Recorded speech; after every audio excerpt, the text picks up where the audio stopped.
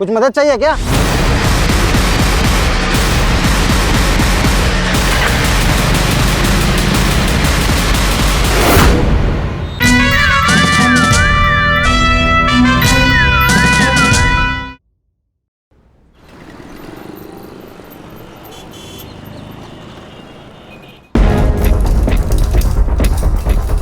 दीदी, आप सच में जा रही हो? हाँ, आई आशीर्वाद दे। मेरा आशीर्वाद तो तुम्हारे साथ हमेशा है।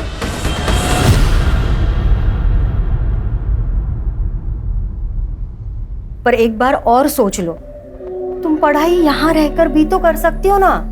आई मैंने 12th में टॉप किया है, मुंबई के कॉलेज में एडमिशन मिला है। वैसे भी यहाँ रह के क्या करूंगी मैं। लेकिन दीदी, बाबा अभी तक नहीं माने। बाबा गुस्से में। भाव्या, बाबा ना टाइम के साथ खुद ही शांत हो जाएंगे, देखना। जिस दिन मैं कुछ बन गई ना, उस दिन उनका सीना गर्व से चौड़ा हो जाएगा। और वैसे भी कुछ पाने के लिए ना बहुत कुछ त्यागना पड़ता है। अरे कैसी बातें कर रहे हो तुम लोग?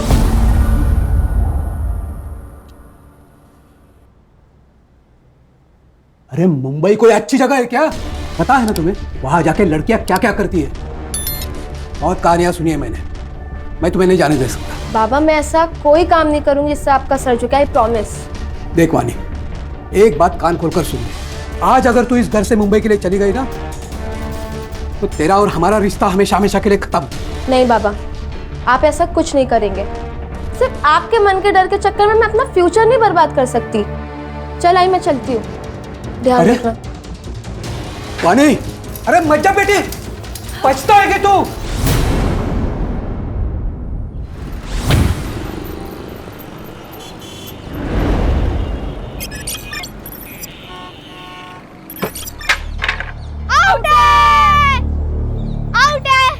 कुछ आउट नहीं है। क्यों गलत बोल रहे? सीधे सीधे दिख रहा है, तू आउट है।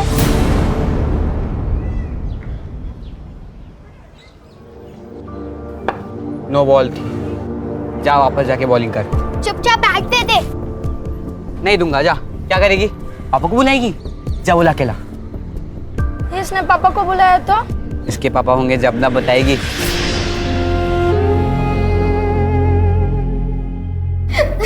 हाय बाबू, कब आ रहे हैं? तानिया, काय झालं? ऋषभ और बाकी सारे लोग मेरा मजाक बनाते, ये कहकर कि मेरे बाबा नहीं है।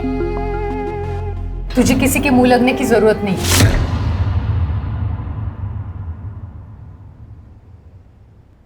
आई मैं बस उन्हें प्रूफ करना चाहती हूँ कि मेरे पापा भी है। आई बोलना, बाबा कब आ रहे हैं?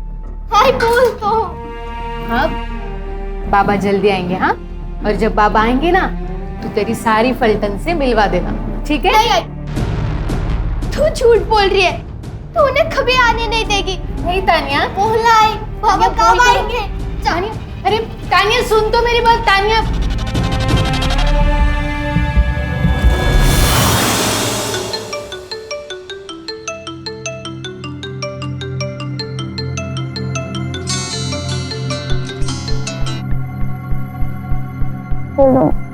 दीदी सो रही हो क्या? हाँ, वो रात को देर तक पढ़ाई की थी इसलिए। आपके रिजल्ट का क्या हुआ? अरे नहीं आया यार रिजल्ट। वैसे भी इससे तुम लोग को क्या ही करना है। वाणी, बेटा तुम्हारी नाराजगी बाबा से है ना, तो तू हम लोगों से ऐसे बात क्यों करती हो? मेरी नाराजगी किसी से भी नहीं है। अच्छा ही मैं करती हूँ बाद में। मैं चाह घेऊन येते मुझे।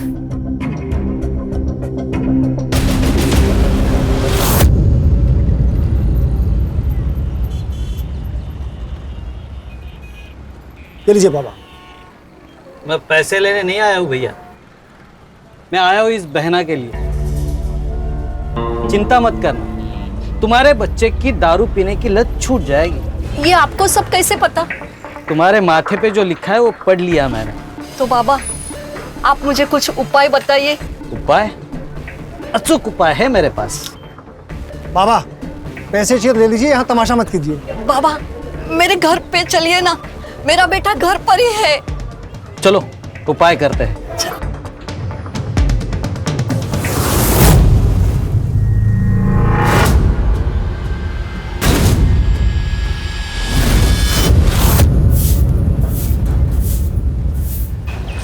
प्रिया, मोहिनी, आप यहाँ क्या कर रही हैं? दादा घर पे ही है। इसीलिए बोल रही हूँ, जब तक तेरी दादा को पता चले तू चल मेरे साथ। दादा को पता चल गया, अब तेरा प्लान कैंसिल। वही नहीं, अविनाश, तू अपने बहन के साथ ये सही नहीं कर रहा है। देख, तू उसका भाई है, मालिक नहीं। अभी अपने को तेरा कोई मचमच नहीं सुनने का, समझा? अब जो बता रहा इसको आखिरी वार्निंग समझ। ये जो रास्ता दिख रहा है तेरे को, ये तेरे और मेरे घर के बीच की बॉर्डर है, और अगली बार से इस बॉर्डर को तूने क्रॉस किया ना, तो तेरे मौत की गारंटी अपन की नहीं।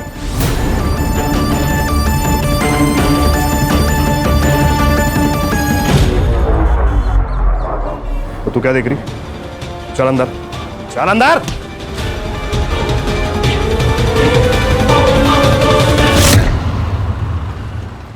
अरे यार केतन, तूने मेरी कार की डील बहुत ही अच्छी करवा दी। कितनी भी कोशिश करता, 30 लाख में तो मेरी कार बिकती ही नहीं। थैंक्स।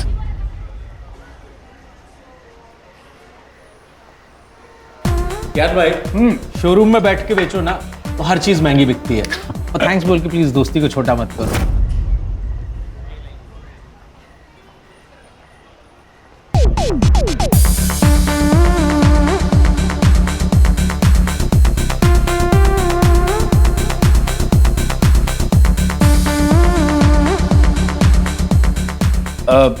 केतन, मैं जरा लाइटर लेके आता हूं।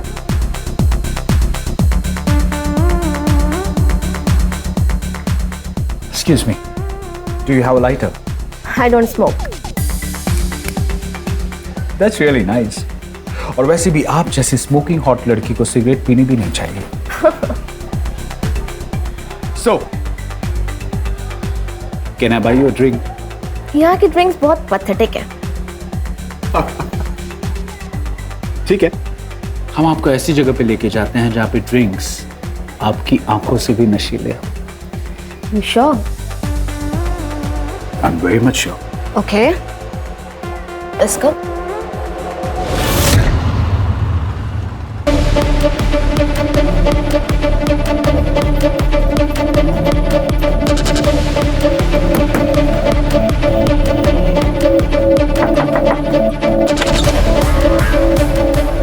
क्या हुआ?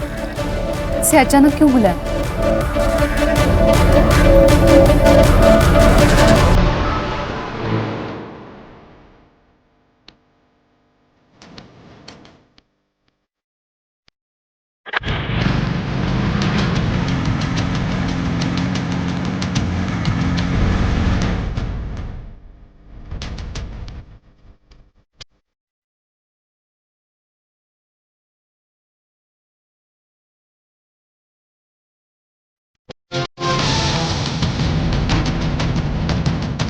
क्या हुआ भाई?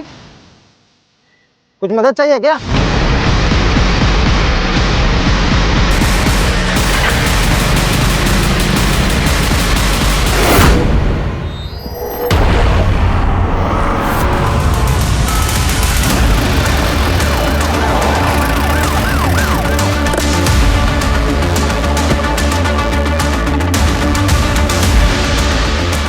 हर चेक करो। Yes sir. बॉडी किसने देखी पहली बार? मैंने देखी सर, साइकिल से घर जा रहा था, यहाँ पे कोई आदमी खिंचते हुआ दिखा, तो उसको आवाज दिया मैंने, तो स्कूटी लेके भाग गया सर। सर ये किसी स्कूल के पिकनिक का रिसीट लग रहा है, तानिया नाम है इस पर। सर इससे इसकी आइडेंटिटी पता चल सकती है। चेक करो। अरे सीसीटीवी के देखो, फुटेज कलेक्ट करो, बॉडी को पोस्टमार्टम के लिए भेज दो। Yes sir.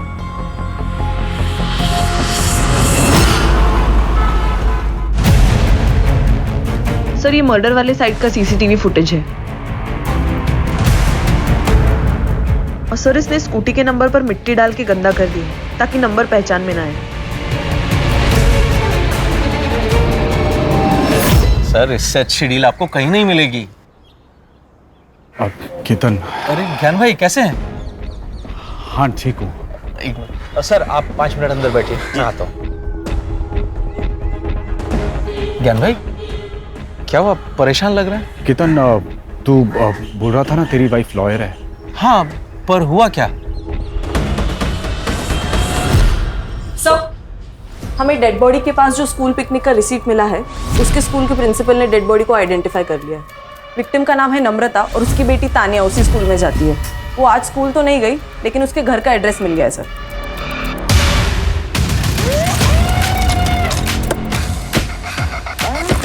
एक्सक्यूज मी, ये नम्रता सोलंकी का घर कहाँ है? ये सामने वाला घर उसका है, लेकिन क्या हुआ?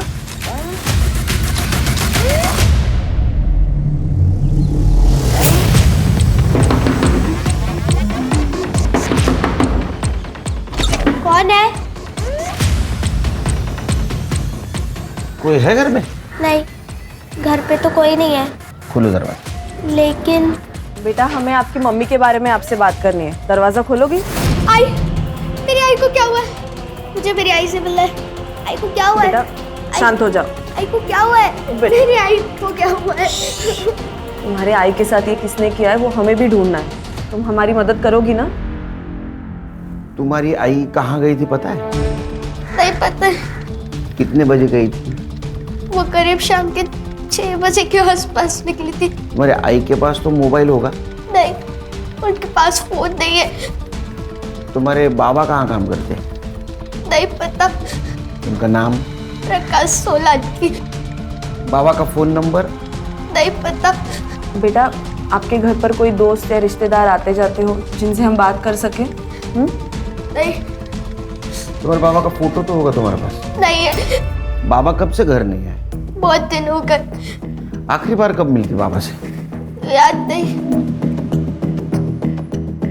अजीब लग रहा है, बच्चों को अपने पिता के बारे में पता नहीं। सर, कोई अजीब बात नहीं।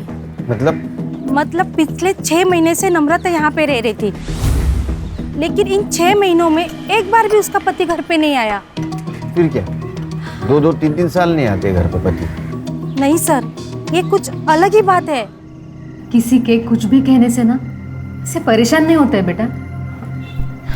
और तुझे पता है ना, बाबा है तो कहाँ है आई? घर क्यों नहीं आते हैं वो? हमारे साथ क्यों नहीं रहते जैसे दूसरों के पापा रहते? आई, आपने उनकी एक फोटो भी नहीं रखी है ताकि मैं अपने दोस्तों को बता सकूं। फोटो वो ना शिफ्टिंग में खो गई है बेटा। झूठ, फिर झूठ बोल रही है तू। आई, तूने फेंकी है वो फोटो। तानिया इस बात से बहुत चिढ़ती थी कि उसके बाबा घर पे क्यों नहीं आते। आप क्या कहना चाहती हो? सर, नम्रता का कोई पति था ही नहीं।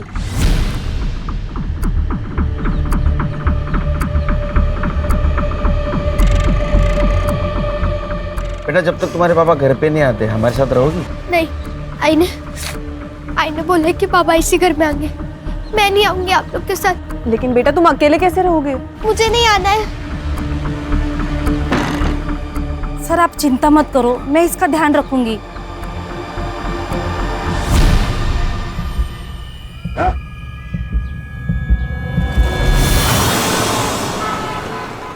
वो लड़की आपको बार में मिली और आप उसके साथ चले भी गए।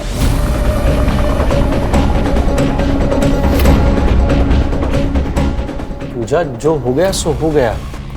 ये सब बातें छोड़ो और ये बताओ कि अभी करना क्या है? जब तक मुझे पूरी बात पता नहीं चलती, मैं आपकी कोई मदद नहीं कर सकती। उस रात हम स्टार बार से निकल के किसी और बार जा रहे थे। हम गाड़ी में ही थे और उसने कहा कि किसी शांत जगह पे जाना है क्योंकि बार का शोर उसे पसंद नहीं है। शहर के बाहर मेरा एक फार्म हाउस है, तो हम वहाँ चले गए और फिर ड्रिंक्स के बाद। देखिए, आपको पुलिस के पास जाना चाहिए। नहीं, पुलिस के? मैडम, मेरा परिवार है, मेरे बाल बच्चे, मैं पुलिस के पास नहीं जा सकता। कितने पैसे मांग रही है वो लड़की? 1 करोड़। क्या? देखिए, मुझे आप ये प्रॉब्लम से बाहर निकालिए प्लीज। उस लड़की ने कुछ कहा कि वो पैसे कैश में लेगी या फिर कहीं मिलके वगैरह कुछ? उसने मुझे कहा कि वो 2 दिन बाद मुझे कॉल करेगी और तब तक मुझे पैसों का इंतजाम करने के लिए कहा है। ठीक है, जैसे ही वो लड़की आपको कॉल करेगी आप मुझे बता देना, फिर देखते हैं हम क्या कर सकते हैं। खाना अजीब नहीं लगता कि नम्रता के पति के बारे में किसी को नहीं पता, या तो कि तानिया को भी नहीं? सर, अजीब तो है, लेकिन आजकल के जमाने में कौन मोबाइल नहीं रखता। मुझे लगता है ये नम्रता किसी चीज का हिस्सा रही हो, इसीलिए चुपके से जिंदगी जी रही थी। सर, नम्रता की पोस्टमार्टम रिपोर्ट के अनुसार उसकी मौत रात को 9 से 10 बजे के बीच हुई है और रीजन ऑफ डेथ है excessive blood loss due to stabbing. लेकिन वो तो घर से 6 बजे बाहर गई थी। और सर लगता है कि मौत से पहले उसके फिजिकल रिलेशंस भी बने थे क्योंकि उसकी बॉडी पर सीमेन के ट्रेसेस भी मिले हैं। इसका मतलब उसका अफेयर चल रहा था। एक काम करो, क्राइम सीन वाले एरिया में एक्टिवेट मोबाइल का डंप डाटा निकलवाओ और चेक करो उसमें से किसी का कनेक्शन नम्रता से निकलता है क्या। नमस्कार सर, मेरा नाम विनायक है। मैं वो नम्रता का मकान मालिक हूँ। पहचान दे इसको।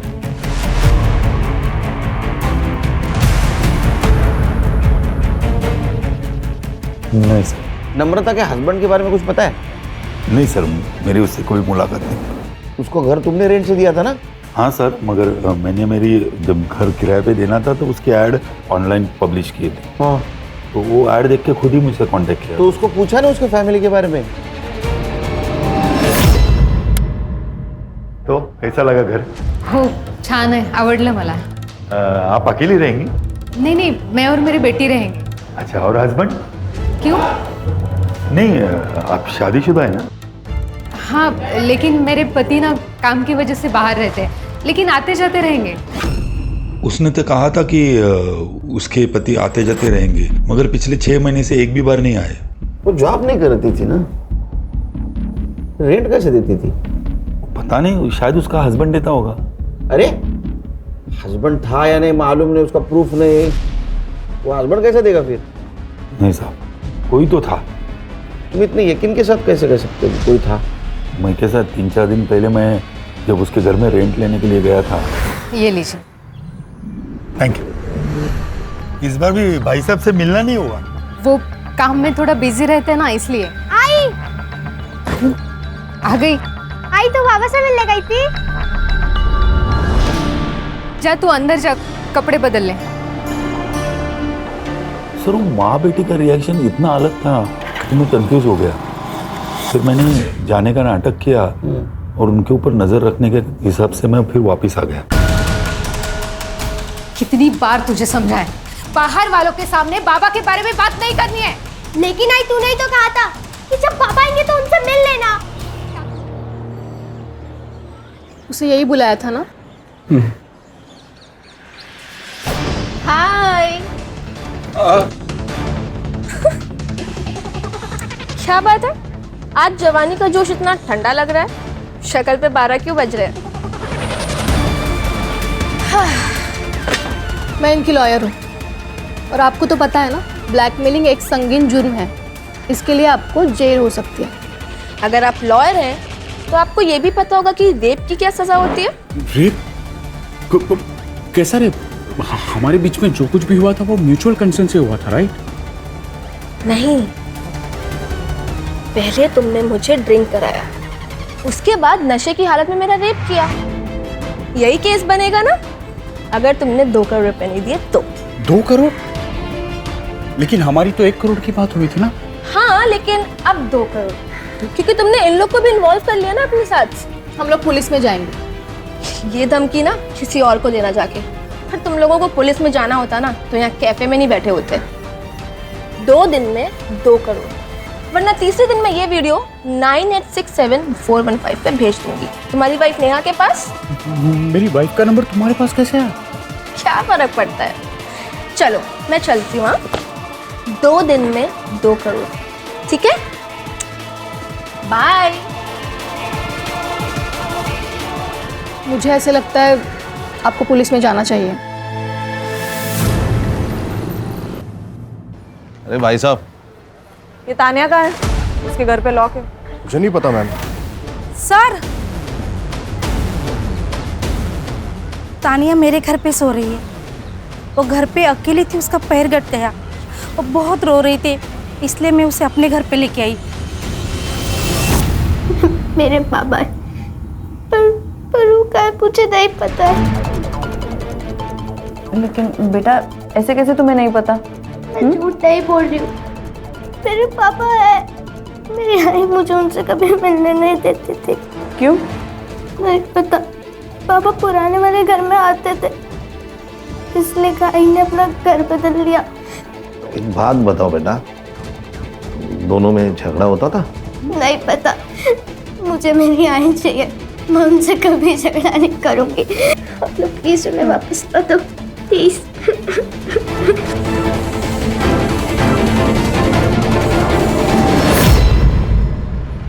हर्षा, ये हैंडीकैप लड़के के बारे में आसपास पूछताछ करते हैं, देखते हैं किसी ने इसे नम्रता के साथ देखा है क्या। Yes sir.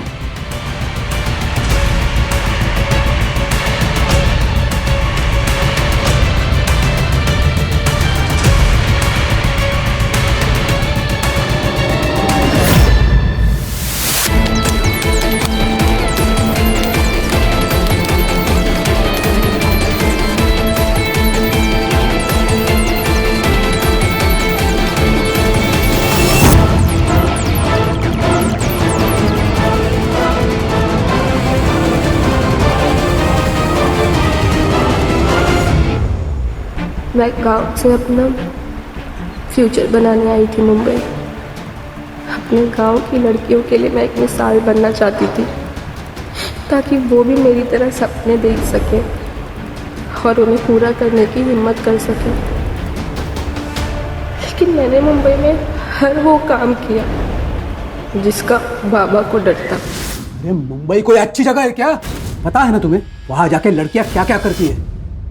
लेकिन इसमें मेरी मर्जी नहीं थी, मुझे जबरदस्ती इस रास्ते पे ढकेला गया जिस पर अंधेरे के सिवा कुछ नहीं है। सर 3 दिन पहले मैंने देखा था, नम्रता वहिनी का एक बाबा के साथ झगड़ा हुआ था।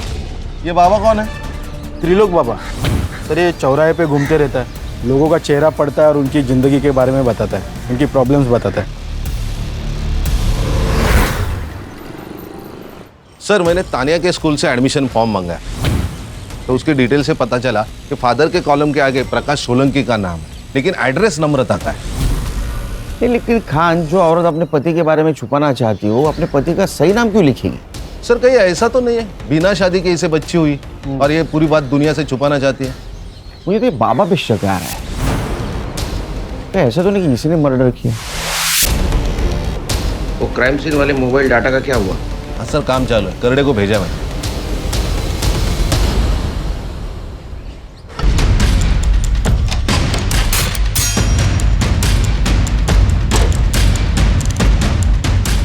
सर ये लड़की मुझे ब्लैकमेल कर रही है, 2 करोड़ रुपए मांग रही है। अच्छे ग्रह गृहस्थी वाले लगते हो, हाँ? बीवी को धोखा देते हो शर्म नहीं आई? सर गलती हो गई मुझसे। सर एक्चुअली उसने मुझे उसकी खूबसूरती के जाल में फंसा दिया था सर। उसने जब पहली बार ब्लैकमेल किया हमारे पास आते, उसको अरेस्ट कर लेते। सर मेरे दोस्त की वाइफ लॉयर है, मैंने उससे धमकी भी दिलवाई थी। कहाँ मंगवाया पैसा? सर आज शाम को कॉल करेगी मुझे एड्रेस देने के लिए। मोबाइल नंबर दो इनको, फ्रिज पे डालो मोबाइल। Yes sir. चलो।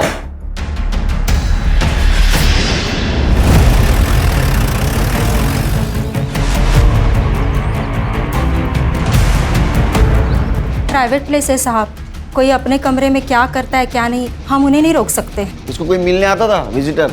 वैसे तो कोई नहीं आता था, लेकिन 3-4 दिन पहले इसका फादर इससे मिलने आया था। पापा मेरी बात तो सुनिए पापा। पापा पापा मेरी बात सुनिए पापा। पापा मैं बताती हूँ ना आपको सबके क्या हुआ है। बात मत करना मुझसे। पापा मेरी बात तो सुनिए पापा। क्यों मारा था? पता नहीं। सीसीटीवी है? लड़कियों का हॉस्टल है, लड़कियां खुद सीसीटीवी लगाने के लिए मना करती है प्राइवेसी की वजह से। हाँ लेकिन मेन एंट्रेंस पे एक सीसीटीवी है।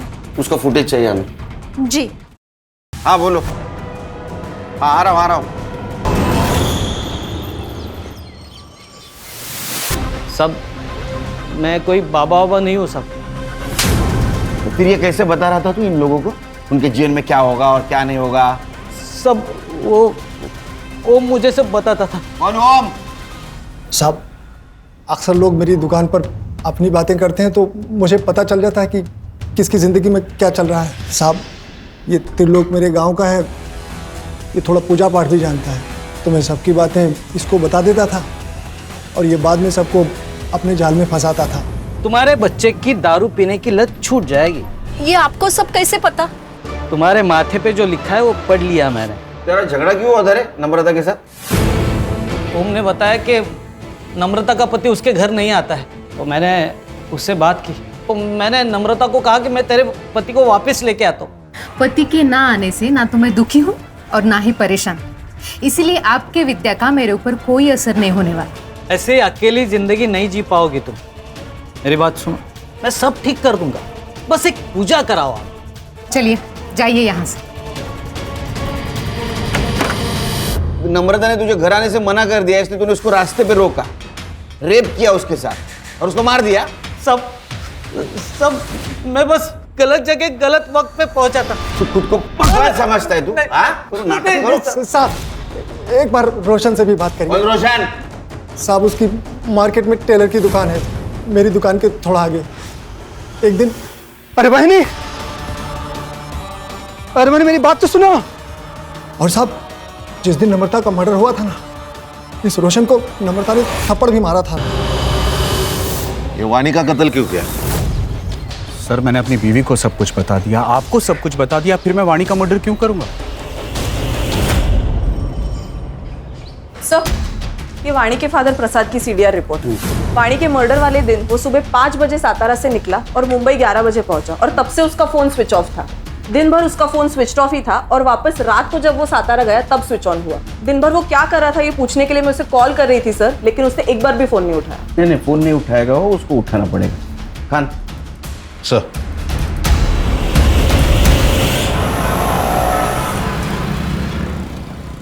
अरे वो नम्रता का पीछा क्यों कर रहा था? पीछा? कैसे पीछा सर? झूठ मत बोल। मार्केट में हमें लोगों ने बताया तू नम्रता का पीछा करता था। उसने थप्पड़ भी मारा था ना तुझे, तो तूने बदला लिया उसे मारकर? वो प्रिया की वजह से नम्रता मेरे पीछे पड़ी हुई थी सर। कौन प्रिया? सर मैं रोशन काका के पास अपने सलवार सूट का नाम देने गई थी, तो उस दिन उन्होंने मुझसे छेड़छाड़ करने की कोशिश की, जो नम्रता वहीनी ने देख ली थी। वहीनी मुझे इस बात के लिए फोर्स कर रही थी कि मैं पुलिस में रिपोर्ट करूं। प्रिया, वहीनी दादा घर पे ही है। इसीलिए बोल रही हूँ, जब तक तेरी दादा को पता चले तू चल मेरे साथ। मैं जाना भी चाहती थी, लेकिन अविनाश दादा मुझे ऐसा करने से रोके। FIR ना कराने के लिए मैंने अविनाश को 50,000 रुपये दिए थे सर। वो सर मेरी जॉब चली गई थी, मुझे पैसों की जरूरत थी सर, इसलिए। इसके लिए अपनी बहन को भेज दोगे? सर जिस दिन वहीनी का मर्डर हुआ उस दिन वहीनी दादा को धमकी देकर गई थी। मैं पुलिस स्टेशन जाऊंगी, फिर देखती हूँ तुम क्या करते हो। वहीनी के जाने के बाद रोशन काका को फोन किया कि वहीनी पुलिस स्टेशन जा रही है। इसलिए तुम्हारा दिमाग खराब हुआ। तुमने नम्रता को रोकने की कोशिश की और जब वो नहीं रुका। नहीं मैडम, मैं मानता हूँ मैंने गलती की, लेकिन नम्रता का मर्डर मैंने नहीं किया।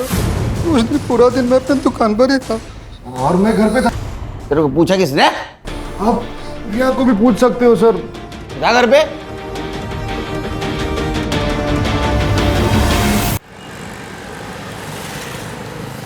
ये रोशन और अविनाश, इनके एलिबाई चेक करो, पता करो कहाँ थे उस दिन। Yes sir.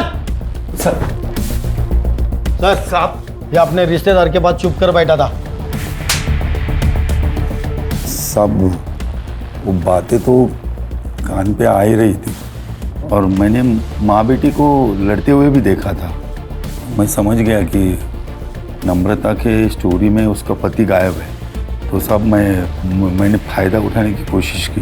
देखो नम्रता, तुम अगर चाहो तो ये भाड़े देने के चक्कर से तुम मुक्त हो जाएगी। मतलब?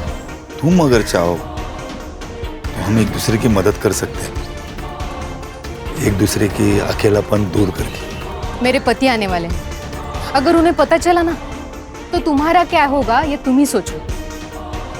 अरे उसे आना होता ना तो 6 महीने में आ जाता। कब आने वाला था उसका पति? वो सब नहीं मालूम साहब।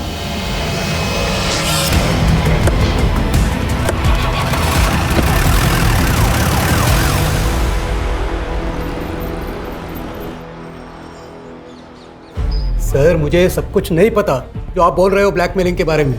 मैं तो वानी को गांव वापस लेने के लिए वहाँ पे गया था, लेकिन जब मैं उसके हॉस्टल में पहुंचा तो देखा कि पापा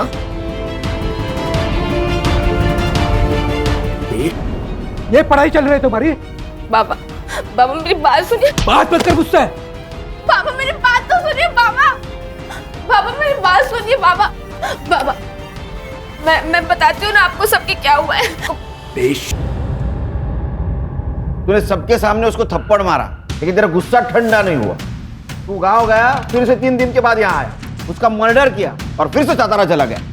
अरे नहीं सर, यहाँ दादर में मेरे एक रिश्तेदार रहते, उनके पिताजी की डेथ हो गई थी, तो मैं उनके अंतिम संस्कार में गया था। मेरा मोबाइल क्यों बंद था?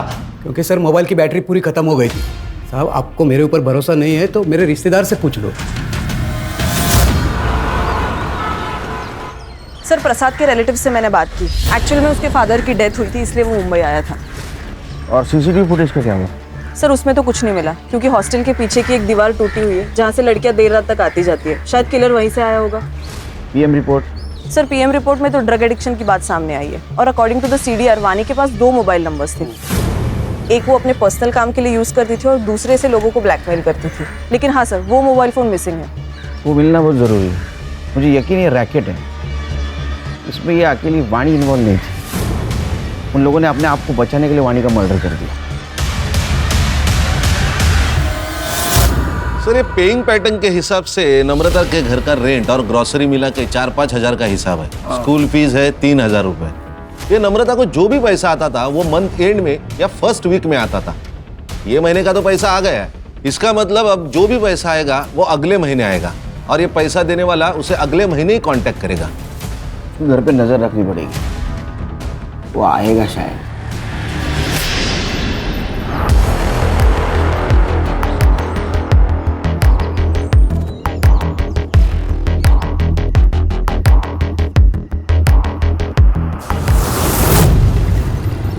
सर वाणी के सीडीआर के अनुसार उसने लास्ट कॉल उसी लॉयर को किया था जो उसके और ज्ञान के बीच का मैटर सेटल करवाने गई थी। ज्ञान के दोस्त मतलब कीर्तन की वाइफ? सर ये पूजा के बारे में और एक बात पता चली है। क्या? 6 महीने पहले पूजा की एक असिस्टेंट हुआ करती थी, सुरभि नाम था उसका। उसने सुसाइड किया था क्योंकि मौत के वक्त सुरभि प्रेग्नेंट थी। ऊपर से प्रेशर और लैक ऑफ एविडेंस के वजह से केस बंद करना पड़ा।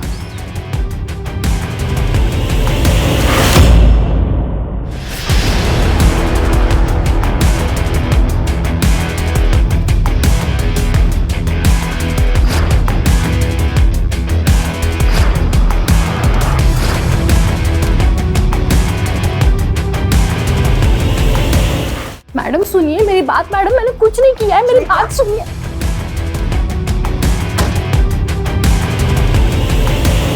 हमने नम्रता को नहीं मारा। हम लोग पति पत्नी नहीं हैं। मेरी पत्नी नम्रता थी। मतलब? मेरा असली नाम प्रकाश सोलंकी है, केतन मेरा दूसरा नाम है। और इसी नाम से सेक्सटॉर्शन का काम कर रहे थे? हाँ। नम्रता की जिंदगी से गायब क्यों हुआ था? 4 साल पहले हमने मिलकर ही फैसला किया था कि मैं जो कुछ भी करता हूँ उससे तान्या को दूर रखेंगे, और वो खर्चे के पैसे कैश लेने आती थी। क्या तुम्हारे पास 25,000 और हैं? मेरे पास खैरात में बांटने के लिए पैसा नहीं है। इन सब में पूजा का क्या रोल था? मैं इनकी बिजनेस पार्टनर हूँ। मैं जलगांव में रहती थी। मेरी लॉ की पढ़ाई पूरी करने के लिए मेरे पास पैसे नहीं थे, इसलिए मैं पुणे चली गई और वहाँ पे ब्यूटी पार्लर में काम करने लगी। वाणी को कैसे फंसाया? वाणी को मैंने पहली बार तब देखा जब वो मॉर्निंग वॉक के लिए आई थी।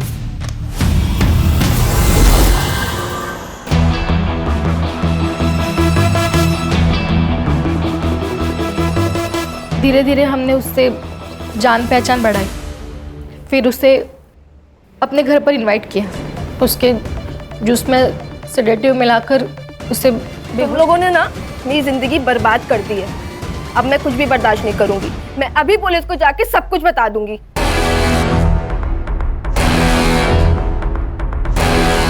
उसको तो मरना ही था। मैं हॉस्टल की टूटी हुई दीवार से गया और मार दिया उसको। फिर नम्रता को क्यों मारा? उसको मैंने नहीं मारा सर। सीसीटीवी दिखा इसको।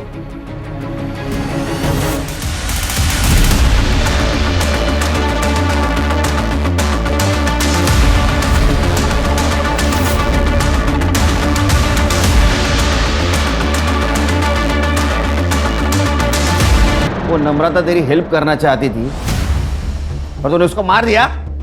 नहीं साहब, मैंने ऐसा कुछ भी नहीं। जहाँ उसकी बॉडी मिली वहां तेरा मोबाइल लोकेशन है। उसने मारा? मैंने मारा उसे। उस त्रिलोक बाबा के चक्कर में मैं आ गई थी। सब नम्रता ने मेरा भरी रोड पे अपमान किया था सब, तो मैं उसका बदला लेना चाहता था। मुझे ओम ने किरण के बारे में बताया, उसका पति बीमार होता है ऐसे कहा, तो मैंने इसी बात का फायदा उठाया साहब। अगर इसे ठीक करना हो ना तो इसे एक पराई औरत का सुख प्राप्त करना होगा। बाबा, एक ऐसी औरत जिसको पति ने छोड़ दिया हो, और हाँ उसे एक बच्चा भी हो। फिर देख देख तेरा पति फिर कैसे झूम उठेगा। सबसे पहले मेरे दिमाग में नम्रता का ही नाम आया। मैंने उसे पूजा के बहाने घर बुलाया और प्रसाद में नशे की दवा मिला दी और उसे बेहोश कर दिया। कि ढोंगी बाबा जैसे लोग तुम जैसे मासूम लोगों के कमजोरी का फायदा उठाते, अब सड़ो जेल में और तू चल।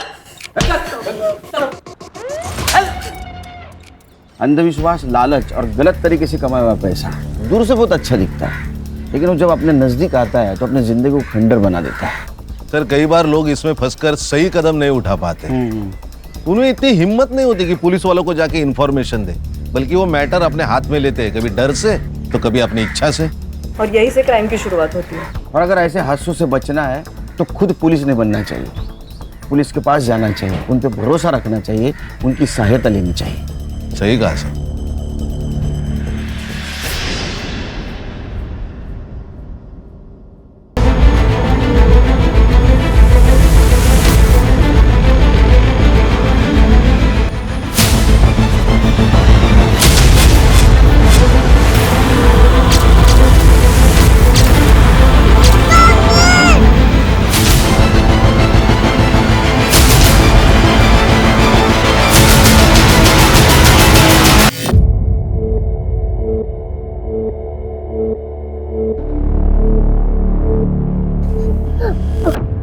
बुरा मत बोलो, बुरा मत सुनो, बुरा मत देखो। 4 साल की मासूम बच्ची, इसने वो सब देखा है जिसे देखकर किसी की भी रूह कांप जाए। वो सब कुछ सुना है जिसे देखकर किसी का भी खून खौल जाए। और जिसने इसमें ये खौफ भरा है वो खुलेआम घूम रहा है।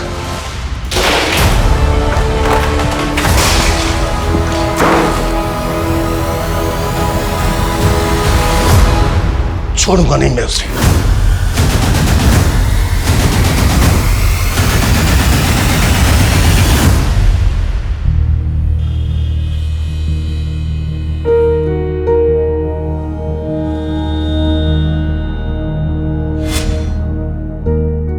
अनु, मैंने तुम्हारे एक्स्ट्रा कपड़े और अंडरपैंट्स ना बैग में रख रही हूँ, ठीक है? टॉयलेट आए तो टीचर को बोलने से डरना मत, ठीक है बेटा? बेकार में गीली मत हो जाना। चल।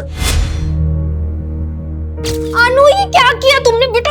अभी तो तैयार किया था बच्चा मैंने तुम्हें। चलो चलो जल्दी उठो। नहीं, मुझे ड्राइंग करनी है। अरे मेरी माँ बना लेना ड्राइंग, स्कूल से आने के बाद बना लेना। चलो अभी चलो जल्दी जल्दी। पूरी भी बनानी है, बहुत सारे काम करने हैं, तैयार होना है, स्कूल जाना है ना? संजना, अन्नू तैयार हो गई? अरे यार, रोज इसके स्कूल की वजह से ना ऑफिस जाने के लिए लेट हो जाता हूँ मैं। जल्दी तैयार करो उसे। तो मैंने बोला था क्या अनु को इतनी दूर भेजो दादर पढ़ने के लिए? एक तो मेरी बेटी बेचारी 29 किलोमीटर दूर जाती है, ऊपर से उसका नियरेस्ट बस स्टॉप यहाँ से इतना दूर है, 20 किलोमीटर, सांता क्रूज में। तुम्हारी प्रॉब्लम क्या है? रोज सुबह सुबह शुरू हो जाती हो।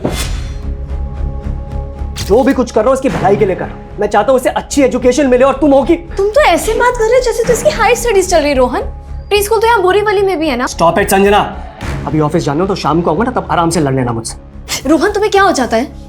मैं तुम्हें तो कुछ भी कहना चाह रही होती ना, पता नहीं क्यों तुम्हारा ईगो बीच में आ जाता है। अरे वाह, मेरी बेटी रेडी हो गई। हाँ, पारी दो।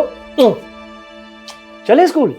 ओके, शाम को आएंगे ना तो पापा आपको आइसक्रीम खिलाएंगे। बताओ कौन सा फ्लेवर खाओगे? चॉकलेट। अरे वाह, वेरी गुड। ये लो लंच बॉक्स। हाँ अच्छा हाँ सुनो, अमरीश को बोल देना इसे टाइम से पिक कर ले। हाँ मैं बोल दूंगी। सुनो तो सही, थोड़ा हंस के जाओ। Bye bye.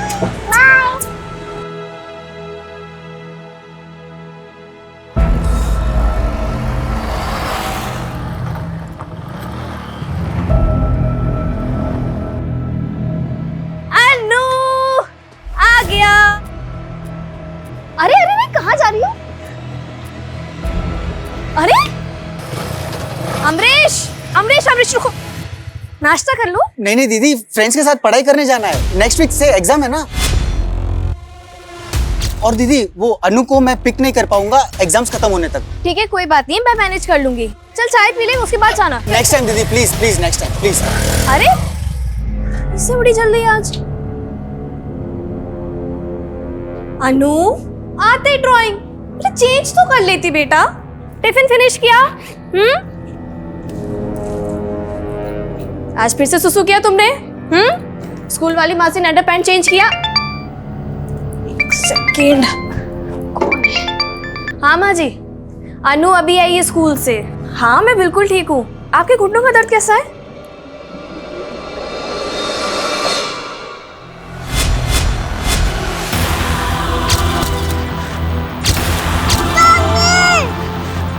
एक मिनट, मैं आपसे बाद में बात करती हूँ। क्या हुआ अनु, क्यों चिल्ला रही हो? मामा। अरे क्या हुआ अनु? क्या हुआ अनु को? अनु की तबीयत बिल्कुल ठीक नहीं है। अमरीश तू उसे लेकर आया था ना? तुझे कुछ भी नहीं मालूम? मालूम नहीं मतलब? तू मुझसे कुछ छुपा तो नहीं रहा ना? दीदी ये आप क्या बोल रहे हो, कुछ समझ नहीं आ रहा है। वैसे हुआ क्या है? नहीं मैं तुझसे बाद में बात करती हूँ।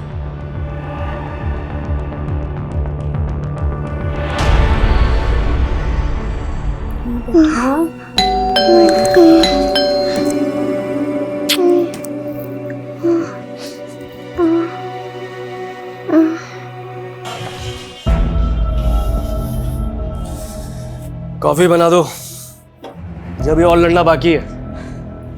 लड़ना है? ये जो कुछ भी हो रहा है ना तुम्हारी वजह से हो रहा है रोहन। तुम्हारी वजह से अनु। क्या हुआ अनु को? अनु को बुखार है। तो दवाई दी कि नहीं? हाँ दे दी। तो ठीक हो जाएगी, इतना क्या सोच रही है? लेकिन क्या? कुछ नहीं। अरे लेकिन क्या? क्या हुआ है बोलो ना। कुछ नहीं, तुम नहीं समझोगे रोहन। इधर आओ, मैं नहीं समझूंगा। दिमाग खराब है क्या तुम्हारा? जब देखो उल्टी बातें करती रहती हो।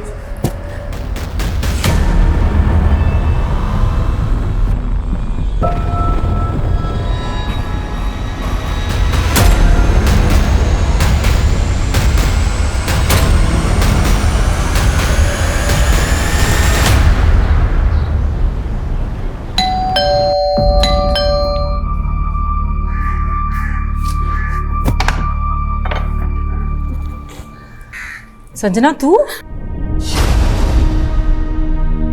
क्या बात कर रही है संजना? अनु सिर्फ 4 साल की है और तेरी बातों से लग रहा है जैसे उसके साथ रेप हुआ है। नहीं नहीं नहीं नहीं, नहीं ऐसा नहीं है। 4 साल की लड़की के साथ कोई ऐसे थोड़ी कर सकता है। लेकिन तूने मुझे अभी बताया कि उससे ब्लीडिंग हुई है। ऐसे थोड़ी ना ब्लड आ जाएगा यार उसे। अच्छा रोना बंद कर।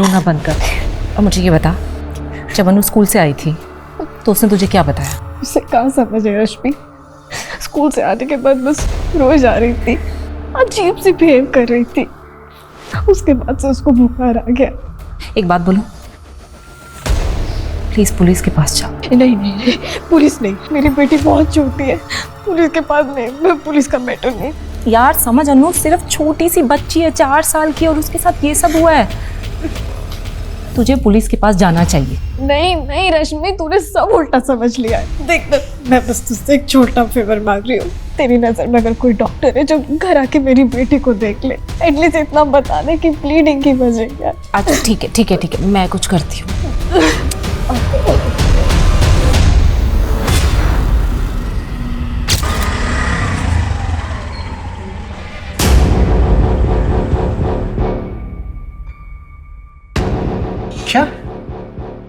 अनु सिर्फ 4 साल की है, 4 साल की बच्ची के साथ रहे। जी सर, लेकिन अन्नू की मदर श्योर नहीं है कि अन्नू के साथ, और सर उसकी मदर ने मुझे ये भी बताया अन्नू के प्राइवेट पार्ट्स में उसने इंजरीज भी देखी। पर सर मुझे लगता है कि अन्नू के साथ ज़रूर कुछ गलत हुआ है और अन्नू की मदर संजना यहाँ पुलिस स्टेशन आकर केस फाइल नहीं करना चाहती। लेकिन रश्मि जी, आपने यहाँ आकर बहुत अच्छा किया, पर हमें पहले ये कंफर्म करना होगा कि अनु का रेप हुआ है या नहीं।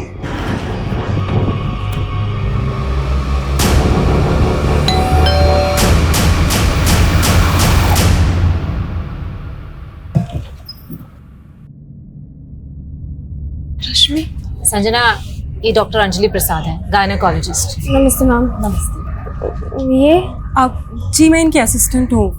आपकी बेटी कहाँ है? कल रात से उसको 3 बार बुखार आ गया। मैंने दवाई भी दी लेकिन फीवर नहीं उतर रहा डॉक्टर। लेकिन आपके दोस्त ने तो कहा कि अनु को ऑकवर्ड इंजरीज भी आई है। इंजरीज तो हाँ बेटा, हाँ मम्मा इधर ही हाँ। अनु बेटा कैसी हैं आप? हाँ, मैं आपकी मम्मा की फ्रेंड हूँ।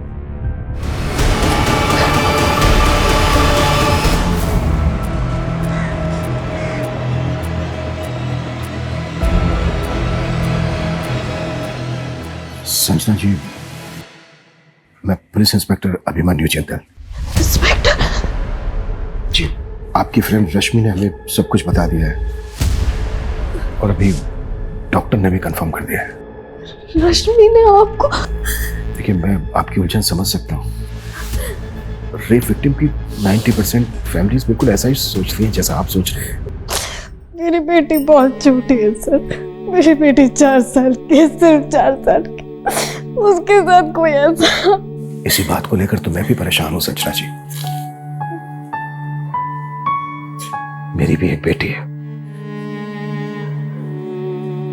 मैं भी एक बेटी का बाप हूं। देखिए, मैं इस केस को सिर्फ एक ऑफिसर की तरह नहीं देख रहा हूं। संजना जी प्लीज हमें बताइए, अनु के साथ किसने किया ये सब? संजना जी, ये क्या हुआ है हमारी अनु के साथ? आप अनु के फादर? जी। आप कौन? मैं पुलिस इंस्पेक्टर अभिमन्यु जिंदल।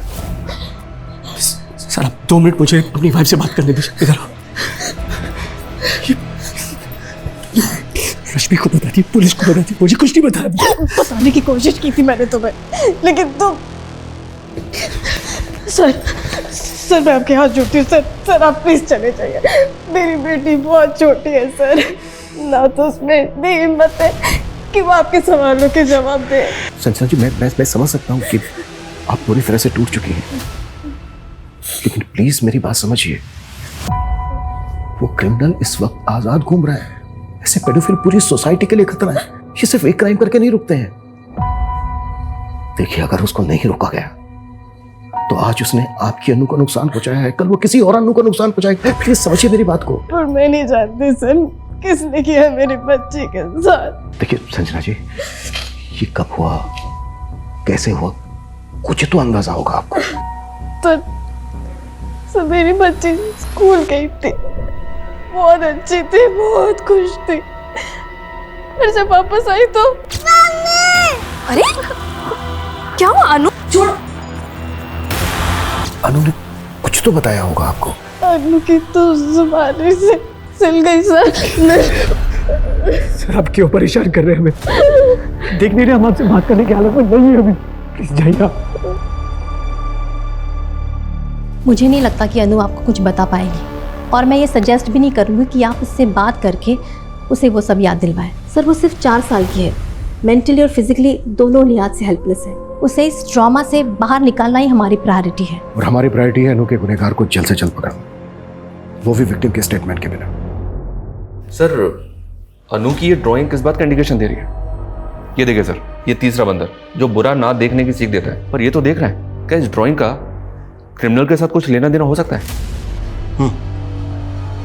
गांधी जी के 3 बंदरों में से एक बंदर की सीख है कि बुरा मत देखो, लेकिन शायद ये बुरा देख रहा है। हो सकता है सर सीख देने वाला ही अपनी सीख के विपरीत काम कर रहा है। लेकिन सीख देने वाला कौन? टीचर या फिर अनु के स्कूल से जुड़ा हुआ कोई? क्योंकि अनु के स्कूल के आने के बाद ही अनु की मां संजना को पता चला कि अनु का रेप हुआ है। और सर एक बात बहुत अजीब है, अनु रहती बोरीवली में है लेकिन उसका स्कूल दादर में है। बोरीवली से दादर लगभग 29 से 30 किलोमीटर दूर है। मुंबई जैसा शहर जहां पर हर 2 किलोमीटर में एक स्कूल है, तो अन्नू के पेरेंट्स के सामने ऐसी क्या वजह रही होगी कि वो अन्नू को अपने घर से इतनी दूर पढ़ने के लिए भेज रहे हैं? रोज इसके स्कूल की वजह से ना ऑफिस जाने के लिए लेट हो जाता हूँ मैं। जल्दी तैयार करो इसे। तो मैंने बोला था क्या अनु को इतनी दूर भेजो दादर पढ़ने के लिए? सर अनु दादर के सेंट एल्बर्ट इंटरनेशनल स्कूल में पढ़ती है, जिसकी बस यहाँ सेंटा क्रूज से अवेलेबल है। सर अनु के फादर सुबह 8:30 बजे बोरीवली से अनु को यहाँ सेंटा क्रूज बस स्टॉप पे ड्रॉप करते हैं और वहाँ से वो बीकेसी चले जाते हैं जहाँ उनका ऑफिस है। सर ये बस का फर्स्ट पिकअप पॉइंट है, यहाँ से अनु के अलावा और कोई बच्चा बोर्ड नहीं करता। इसका मतलब अनु की छुट्टी के बाद जब अनु की बस अनु को ड्रॉप करती है सेंटा क्रूज, तब भी अनु बस में अकेली होती है? हाँ सर, और सेंटा क्रूज से अनु के ग्रैंड पेरेंट्स उसे पिक करते हैं।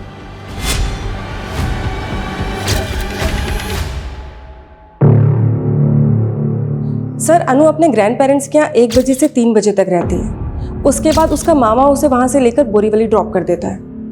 अनु का मामा? यस सर, अनु का मामा अमरीश अनु की माँ का कजिन ब्रदर है। सर वो बैंड्रा के कॉलेज में पढ़ता है और वही अनु को बोरीवली ड्रॉप करता है। अनु की माँ संजना के मुताबिक सुबह स्कूल जाने से पहले अनु बहुत खुश थी, तब उसने ये 2 बंदर बनाए थे, बुरा मत बोलो बुरा मत सुनो, और स्कूल से आने के बाद उसने ये तीसरा बंदर बनाया था, बुरा मत देखो, और तब वो परेशान थी। सर वो सुबह 8 बजे अपने फादर के साथ स्कूल के लिए निकली थी और शाम को 5 बजे अपने मामा के साथ घर वापस आई थी। यानी कि 9 घंटे। इसका मतलब सर अनु के साथ जो कुछ भी हुआ है वो इन 9 घंटों में हुआ है। इन 9 घंटे में जो एक मिनट अनु के साथ बीता है, उसे हर एक मिनट की मुझे डिटेल्ड इंफॉर्मेशन चाहिए। अनु के स्कूल से शुरुआत करते हैं, लेकिन जांच हमें बहुत संभल कर करनी होगी क्योंकि वो पीडोफाइल अलर्ट हो सकता है। हमें सब कुछ बहुत ही अच्छे से ऑब्जर्व करते हुए आगे बढ़ना है। Is that clear? Yes sir. Sir अभी आपने जो कहा ना पीडिया फाइल, मुझे उसका मतलब समझ नहीं आया। ठरकी, ऐसे लोग जो स्पेशली बच्चों को अपनी हवस का शिकार बनाते हैं, और ऐसे लोग लड़के लड़कियों में भी फर्क नहीं करते।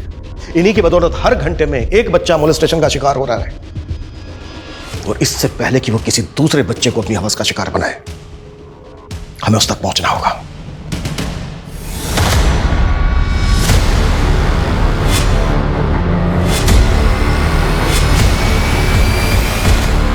मुझे ना बताने का नतीजा अनु की जान जोखिम में डाल दी है तुमने, और तुम मुझे ब्लेम करती रहती हो। तुम्हें अभी भी समझ में नहीं आ रहा रोहन कि तुम्हारी क्या गलती है? मेरी गलती? गलती मेरी नहीं, गलती तुम्हारी है, जो सबसे पहले उस रश्मि के पास गई थी। तुम देख लेना, इस पुलिस केस की वजह से ना हमें और अनु को बदनामी के सिवा और कुछ नहीं मिलने वाला। अरे समाज है ही ऐसा। तुम्हें समाज की पड़ी है, तुम्हें मुझ पे गुस्सा आ रहा है, रश्मि पे गुस्सा आ रहा है, लेकिन उस इंसान पे गुस्सा नहीं आ रहा जिसे मेरी अनु के साथ।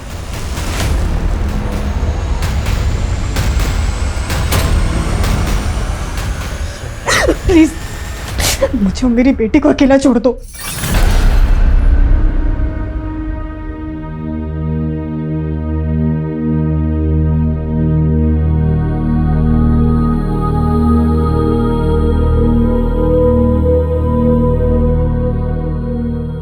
ये अनु के पापा की गाड़ी और ये अनु की स्कूल बस, दोनों में आज रेस होने वाली है।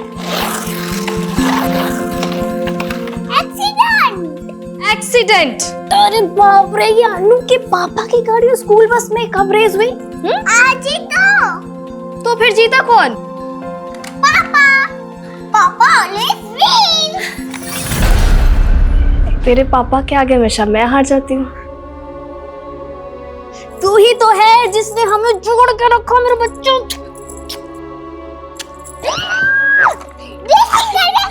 चलो रेसिंग करते, चलो।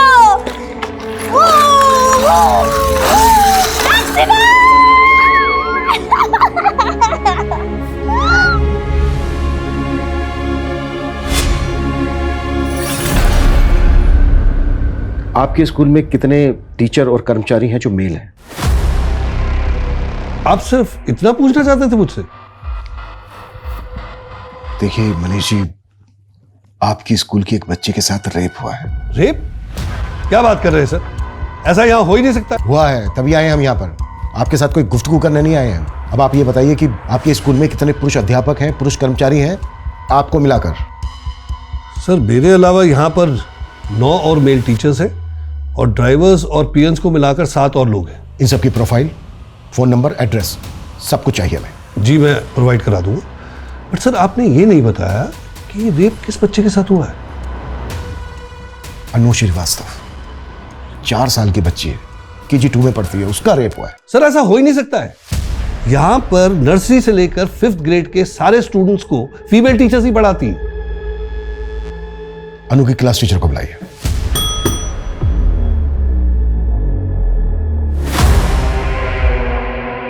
सर मुझे तो यकीन ही नहीं हो रहा कि अनु के साथ ऐसा भी कुछ हो सकता है। अनु की मदर ने हमें बताया कि उस दिन अनु ने ये ड्राइंग बनाई थी। उसने स्कूल आने से पहले सुबह ये 2 मंकी ड्राइंग किए थे और स्कूल से घर जाने के बाद उसने ये मंकी ड्राइंग किया। आप क्लास टीचर हैं उसकी, अनु को अच्छी तरह से समझती होंगी, आप कुछ बता सकती हैं ये ड्राइंग क्या इंडिकेट करती है? Sir no idea. Sir even Friday को मैंने ही अनु को बस अटेंडेंट को हैंडओवर किया था और वो खुश भी थी। अनु की बस अटेंडेंट शीला, वो भी फीमेल है। और बस ड्राइवर विजय, वो मेल है। ये जो बस अटेंडेंट शीला है और वो ड्राइवर विजय, इन दोनों को बुलाइए, मिलना है मैम से। सर वो तो छुट्टी के बाद बच्चों को ड्रॉप करने चले गए।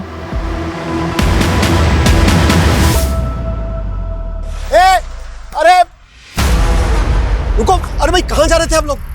अनु? अंकल अनु तो आज नहीं आई स्कूल। क्या? चल विजय।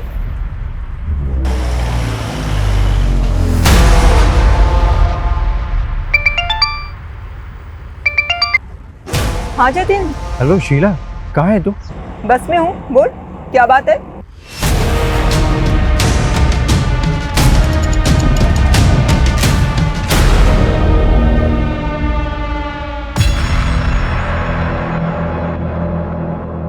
अमरीश, तुम मेरे घर के बाहर क्या कर रहे हो? रश्मि दीदी मैं आप ही से मिलने आया था। वो विकी ने बताया आप काम से बाहर गई थी। मुझसे मिलने? क्या काम था? संजना दीदी का घर लॉक्ड है, फोन कर रहा हूँ फोन नहीं उठा रही है, वही पूछना था कहाँ है वो। क्यों अमरीश, तुम्हें पता नहीं है कि अन्नू हॉस्पिटल में एडमिट है? अन्नू हॉस्पिटल में? नहीं तो फ्राइडे नाइट से मैं मेरे फ्रेंड के घर पे एग्जाम्स की तैयारी कर रहा हूँ। फ्राइडे नाइट के बाद मैं घर आया ही नहीं था। अन्नू को हुआ क्या है? अन्नू सर्व कृपा हॉस्पिटल में एडमिट है। संजना और रोहन भी वहीं पर ही है। तुम एक काम करो, उनसे जाकर मिल लो। ठीक है, मैं अभी जाता हूँ।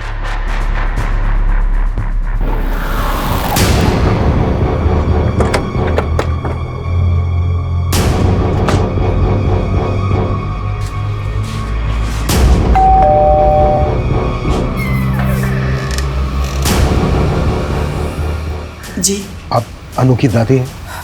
जी हाँ। विकी, बेटा क्या हुआ है, ऐसे क्यों बैठे हो? कुछ नहीं, बस पैर में दर्द हो रहा है। दर्द हो रहा है? कहीं गिर गए थे? नहीं।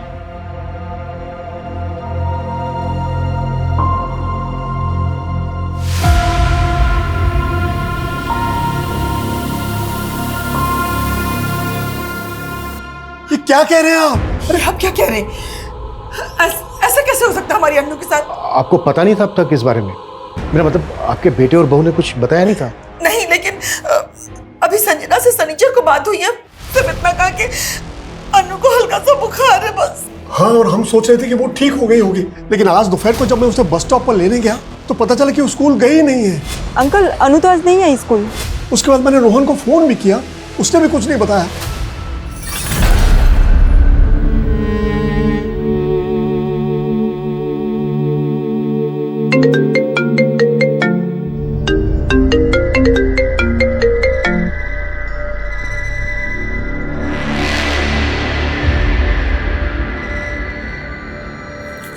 रोहन, रोहन बेटा, ये मैं अनु के बारे में क्या सुन रही हूँ? हम मैंने वो बताया ना कि उसे बुखार है। फिर पुलिस क्यों कह रही है कि अनु का रेप हुआ है? पुलिस? हाँ पुलिस, वो हमसे पूछताछ कर रही है। माँ आप उनसे कोई बात मत करना, वरना अपना मिर्च मसाला लगा के वो बात का बतंगड़ बना देंगे। हाँ मैं बस अभी पहुंच रहा हूँ, आप बिल्कुल भी उनसे कोई बात मत करना। अच्छा, जब आपने पिक किया अनु को तो उसकी बस ने कितने बजे ड्रॉप किया था उसको स्टॉप पर? यही कोई 1-1:15 बजे। मैंने ही उसे बस स्टॉप पर पिक किया था।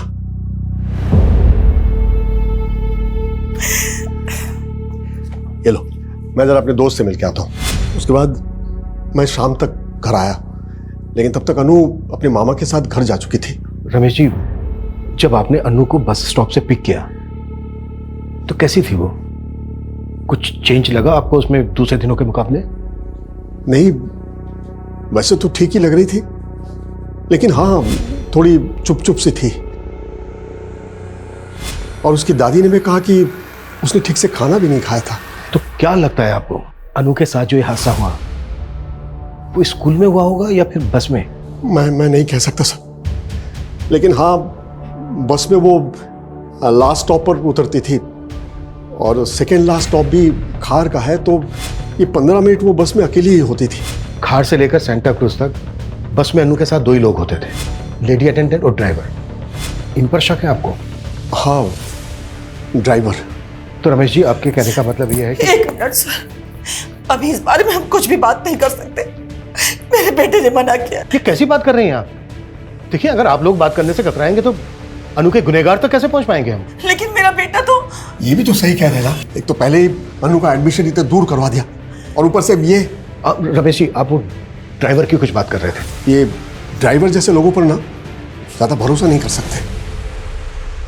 क्या साहब, हमेशा क्या हम ड्राइवर लोग ही बुरे होंगे? गरीब है तो क्या गुनहगार बना दोगे? ज्यादा शाल पट्टी नहीं मेरे साथ, समझा? और वैसे भी तू बचने वाला तो है नहीं बेटा। अनु जैसे ही ठीक होगी ना, वो सब बता देगी। साहब, अनु जितनी मेरी खुद की बेटी है। छी, इतना गंदा नहीं है मैं। देख Sheela, second last bus stop पे अनु के अलावा सारे बच्चे उतर जाते हैं। वहाँ से सेंटा क्रूज तक 15 मिनट अनु सिर्फ तुम्हारे और ड्राइवर के साथ रहती है। हाँ मैम, पर आपको क्या लगता है, अगर वो ड्राइवर बच्चे के साथ कुछ भी करता तो क्या मैं अभी तक चुप रहती? तो तुम्हें क्या लगता है किसने किया होगा उसके साथ ये सब? मुझे कैसे मालूम होगा? मैं बोली ना, फ्राइडे को अनु को मैंने सही सलामत ड्रॉप किया था। जो हुआ होगा उसके बाद हुआ होगा। और तुम ये इतने दावे के साथ कैसे कह सकती हो? क्योंकि आखिरी बार जब अनु को देखा था वो बिल्कुल ठीक थी।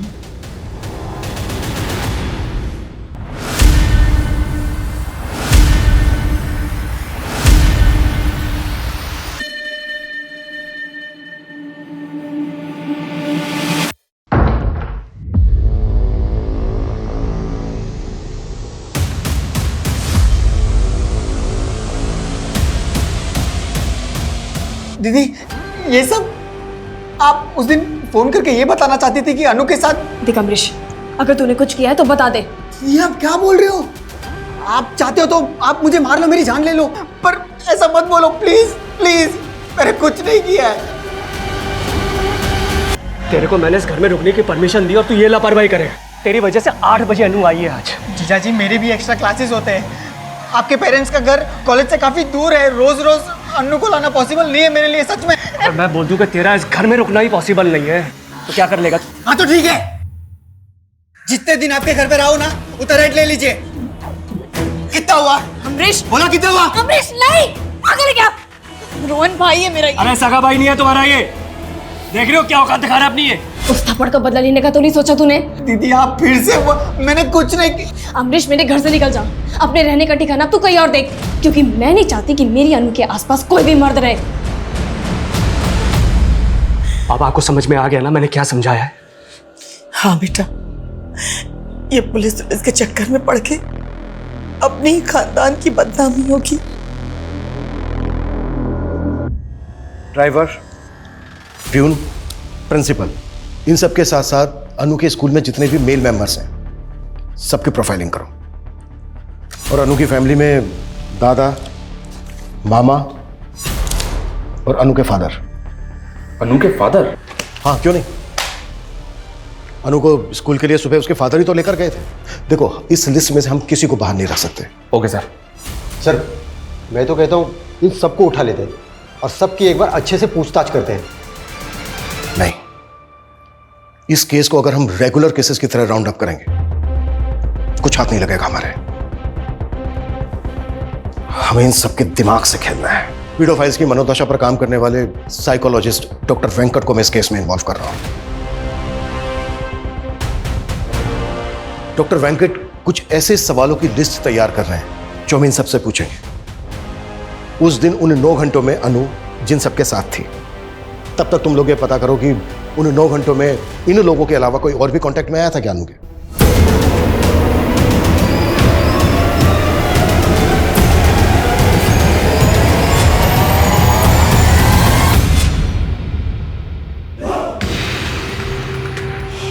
Happy teeth day Vicky.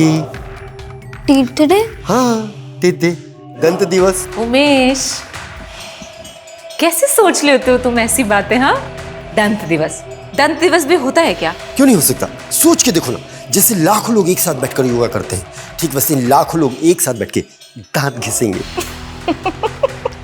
Anyways, अच्छा विकी बेटा, जाओ बाहर जाके खेलो, वरना उमेश अंकल अपने बोरिंग जोक से तुम्हें और बोर कर देंगे।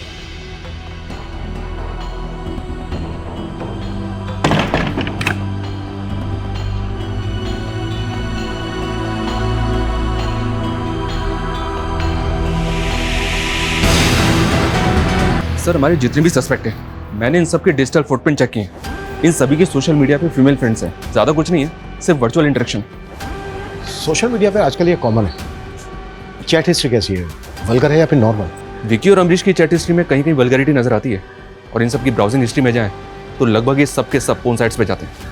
आंकड़ों के मुताबिक 85 से 90% internet user porn site visit करते हैं। लेकिन सर, प्रॉब्लम ये है कि इन डिजिटल फुटप्रिंट्स के बेसिस पे हम इनमें से किसी को भी अनु का रेपिस्ट साबित नहीं कर सकते। लेकिन शर्मा, इन सब की मानसिकता को समझना बेहद जरूरी है। साइकोलॉजिस्ट डॉक्टर वेंकट आ रहे हैं जो इस केस में हमारी मदद करेंगे।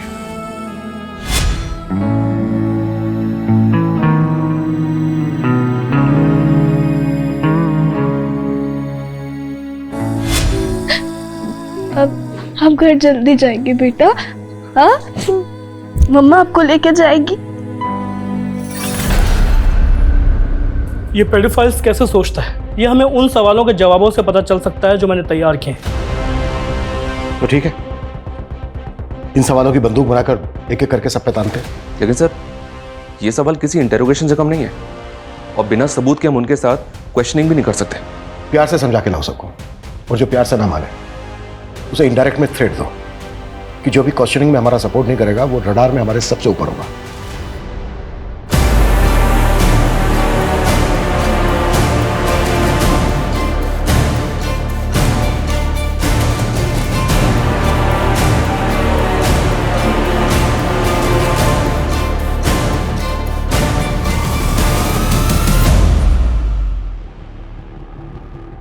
क्या साहब, आप लोग फिर से ले आए? एग्जाम है तेरा, पास कर और निकल जा।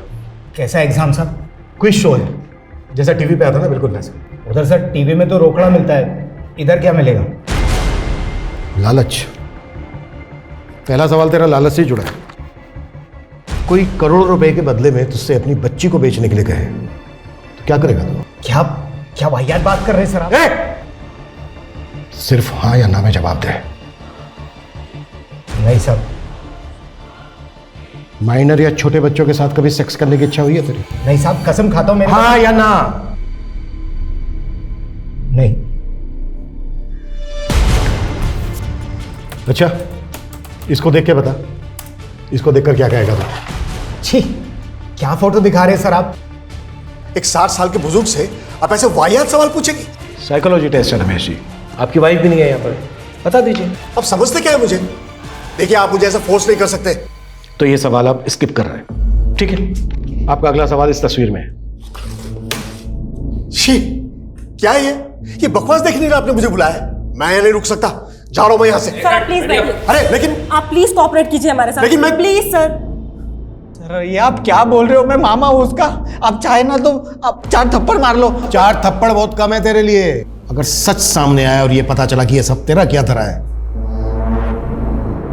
तो चारों दिशाओं से पिटेगा तू। सर माँ की कसम, मैंने कुछ नहीं किया है, मैं सच बोल रहा हूँ। मुझसे ये सवाल पूछना बंद कर दीजिए प्लीज, मैं सच में कुछ नहीं किया है।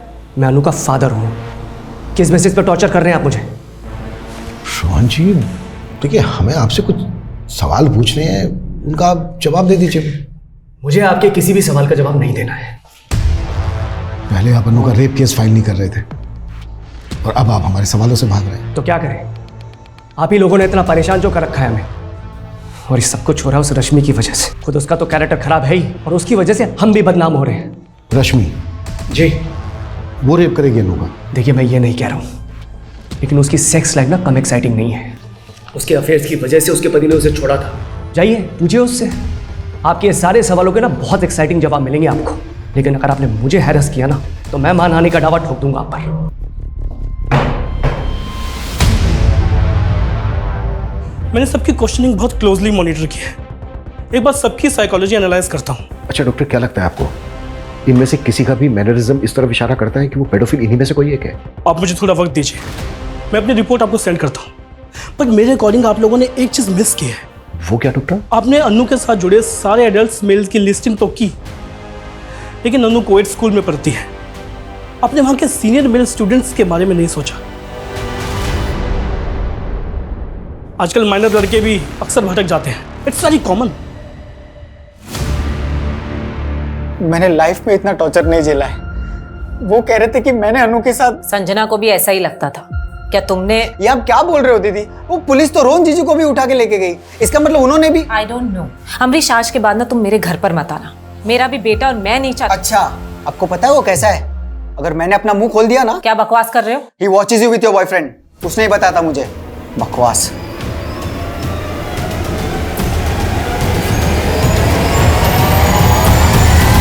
हम अनु के स्कूल के बाकी मेल स्टूडेंट की प्रोफाइलिंग तो कर रहे हैं, पर एक बात है, रश्मि का बेटा विकी, इसका अनु के साथ काफी इंटरेक्शन था।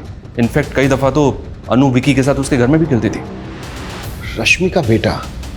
अच्छा, रोहन का कहना है कि रश्मि के कई अफेयर हैं। रश्मि का एक बॉयफ्रेंड है उमेश, इसके बारे में पता कर रहे हैं। पर मेरा ऐसा मानना है सर कि हमें विकी के बारे में भी डिटेल में पता करना चाहिए। अच्छा, डॉक्टर वेंकट की रिपोर्ट आई है और वो इंडिकेट करती है कि हमारे जितने भी मेल सस्पेक्ट हैं उनमें से जो ये आदमी है, इसने जो सेक्स रिलेटेड क्वेश्चंस पे जो रिएक्ट किया है और उनका जवाब देने में जितना टाइम लगाया, उससे यही लगता है कि इस आदमी का सेक्स को लेकर नजरिया बहुत ही स्ट्रेंज है। मे बी ये सेक्स को लेकर किसी भी हद तक जा सकता है। तो मतलब सर आप ये कहना चाहते हैं कि हमें इसको और क्लोजली मॉनिटर करना चाहिए? करेक्ट। इसकी पास्ट एक्टिविटीज पता करो और इसके हर मूवमेंट पे नजर रखो।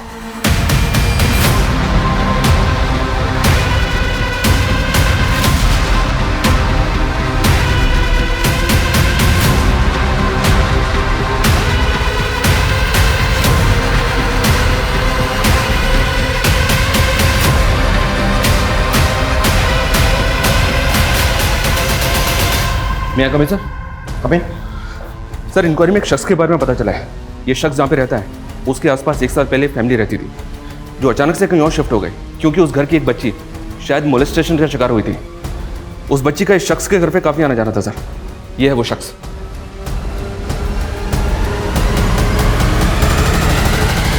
डॉक्टर वेंकट ने भी अपनी रिपोर्ट में इसी को इंडिकेट किया था।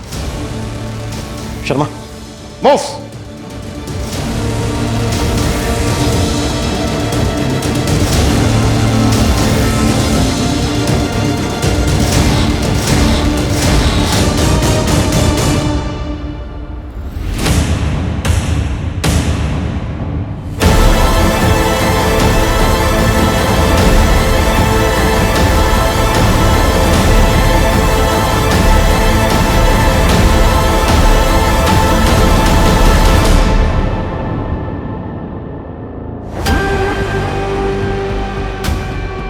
एक साल पहले तुम्हारे पड़ोस की एक बच्ची का भी शोषण किया गया था।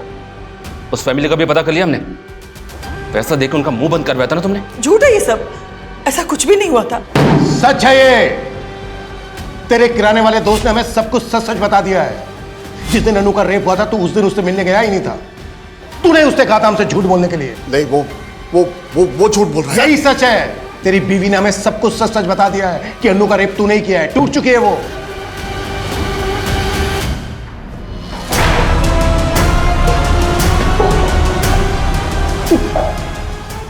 अब सब कुछ सच सच बोलेगा या फिर मैं मेरे तरीके से बुलवाऊं? नहीं, मैं बोलता हूं। दरअसल उस दिन जब मैं अनु को घर ले आया तो मेरी बीवी घर पे नहीं थी और मैंने भांग ली थी। थक चुकी थी अपने पति से, तंग आ चुकी थी उनकी करतूतों को देख के। अब अपने बेटे बहू से क्या कहती मैं कि उसके सगे दादा ने उस मासूम बच्ची के साथ ये घिनौना काम करते हुए।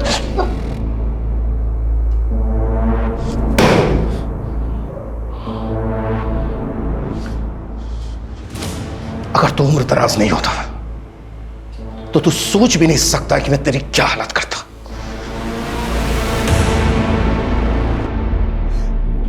I'm sorry संजना, मुझे ना तुम्हारी बात मान लेनी चाहिए थी। अनु को पढ़ाई करने के लिए इतनी दूर नहीं भेजना चाहिए था। तेरा भी तुम्हारी इंटेंशन में नहीं थी, पर मुझे हमेशा डर लगा रहता था कि मेरी बच्ची घर से दूर कैसे होगी। जब माँ बाबा के घर पहुंच जाती थी मैं बेफिक्र हो जाती थी, लेकिन कभी हमने सबने भी नहीं सोचा था कि मेरा बाप और मेरी बेटी के साथ। पापा, आप रो क्यों रहे हो?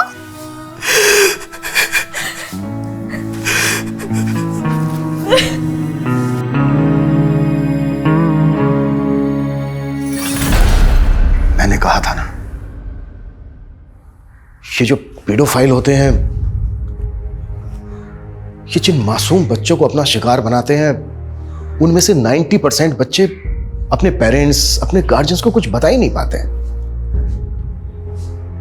और ये लोग अपना टारगेट बदलते रहते हैं। इस केस में भी ऐसा ही हुआ। रमेश का गुनाह 1 साल पहले बाहर आ सकता था, लेकिन रमेश के पड़ोस में जो फैमिली रहती थी उसने केस ही रिपोर्ट नहीं किया। और रमेश की वाइफ, वो रमेश का गुनाह जानते हुए भी उसकी शील्ड बनी रही।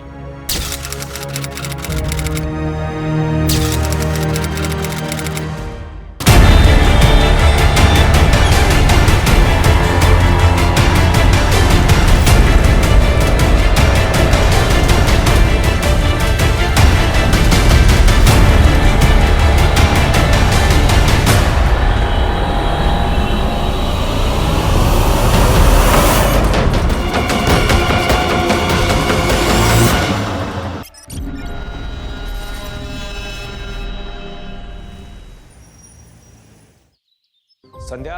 हाँ आ रही हूँ। ये लीजिए आपका टिफिन।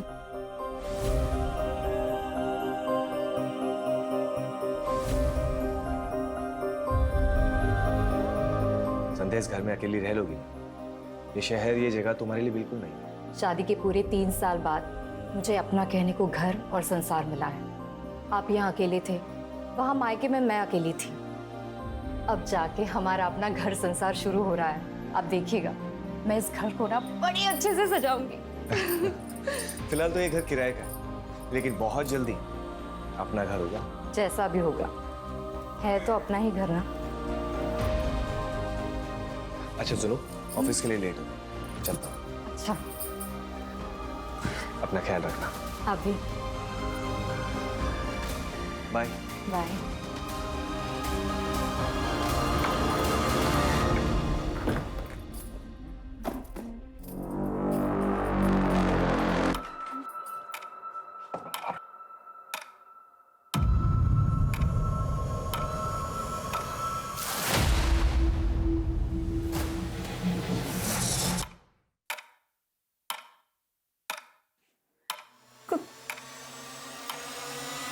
कौन है?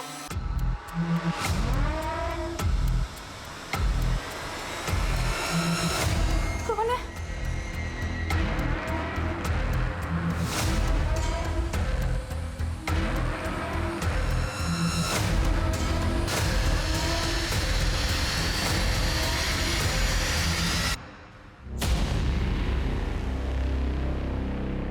बहुत डर लगता है आपको? नहीं, तो प्रॉब्लम क्या है? डिप्रेशन। मर जाने को दिल करता है। लाइफ की ये टेंशन मुझे बर्दाश्त नहीं हो रही है। आपके अंदर काफी कुछ दबा हुआ है जो आपको बाहर लाना होगा। मैं आपकी मदद करूंगा, जज भी नहीं करूंगा आपको। अरे बाबा, झगड़ा नहीं करूंगा। अच्छा तुम बैठो। अब बताओ क्या प्रॉब्लम है? दोपहर में मैं जब घर ठीक कर रही थी तो मुझे ऐसा लगा कि यहाँ कोई है। इस घर में आने जाने के दो रास्ते हैं, एक बाहर की तरफ खुलता है और एक गार्डन की तरफ। और जैसा तुमने बताया कि दोनों दरवाजे बंद थे, इस शहर में नहीं, इस घर में भी तुम अकेली, सिर्फ तुम्हारा वहम होगा। एक काम करते हैं, तुम्हें चीयर अप करने के लिए एक पार्टी करते हैं।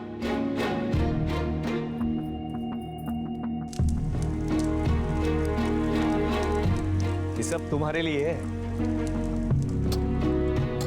इस हसीन पल को बहुत सुंदर और बनाने के लिए, आज की रात को अपनी लाइफ में संजो के रखने के लिए एक सेल्फी तो बनती है? हाँ।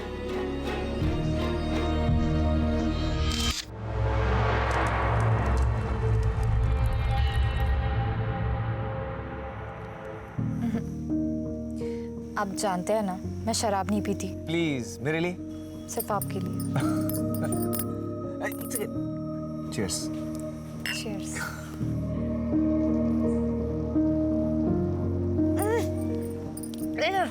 अब क्या हुआ? कड़वी लग रही है। कोशिश करो अच्छी लगे। अरे बॉटम्स अप, तुम तो मुझसे भी तेज निकली। एक और।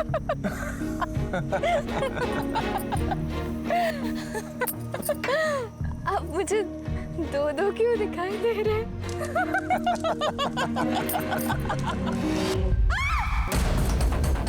संध्या, क्या हुआ? सब ठीक तो है ना? यहाँ कुछ तो है, मतलब इस घर में कुछ तो गड़बड़ है। मुझे बहुत डर लग रहा है। ये सब तुम्हारा वहम है, कुछ भी नहीं है। देखो नहीं नहीं, कुछ है यहाँ पे, कुछ तो है। अच्छा अच्छा ठीक है, मैं हूं ना तुम्हारे पास। तुम सो जाओ, सो जाओ।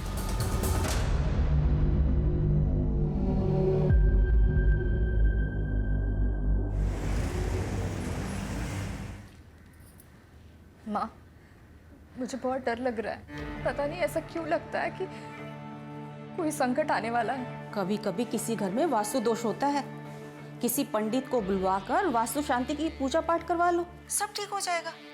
पर इनका ऐसी बातों पर विश्वास ही नहीं है। अरे पति लोगों की बातों को इतनी गंभीरता से नहीं लेते, बस उनकी हाँ में हाँ मिलाती रहो और करो वही जो तुम करना चाहती हो। कभी रूठ कर, कभी प्यार से पति को अपने जैसा बनाओ, सुखी रहोगी। और सुनो, तुम्हारे चाचा जी भी तो वहीं रहते हैं ना, मैं उनको ना फोन कर देती हूँ, वो किसी ना किसी पंडित को जानते होंगे। ठीक है माँ, रखती हूँ।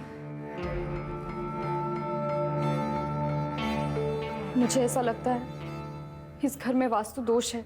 हम पंडित जी को बुलाकर वास्तु दोष हटाने के लिए पूजा पाठ करते हैं ना, फिर सब ठीक हो जाएगा। देखो संध्या, ये ग्रह नक्षत्र वास्तु ये सब बेकार की बात है।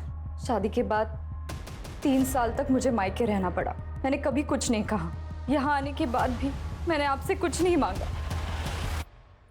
पहली बार मैं आपसे कुछ मांग रही हूँ, मना मत कीजिए। इस घर के वास्तु दोष को हटाने के लिए पूजा पाठ करते हैं ना, प्लीज मान जाइए।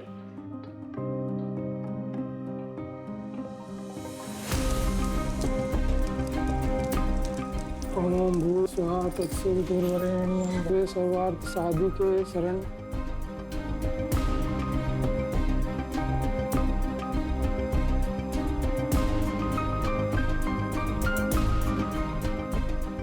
वास्तु दोष पूजा संपन्न हुई, अब कोई चिंता की बात नहीं है। बस इस जल को घर के अंदर बाहर सभी जगह छिड़क दीजिए, सारे वास्तु दोष दूर हो जाएंगे। जी पंडित जी। अच्छा यजमान, आज्ञा दीजिए। जी।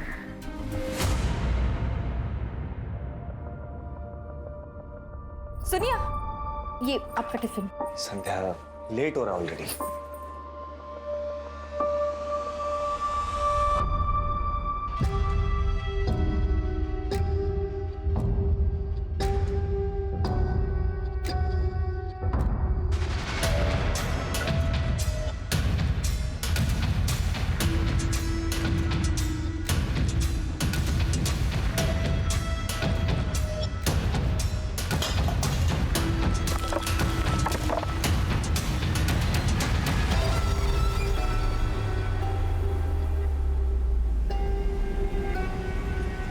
धक्के से कैसे टूट गया ये?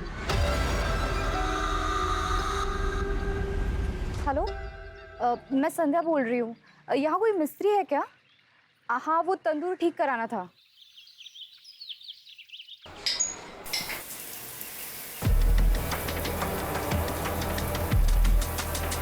तुलिका, टॉवल देना।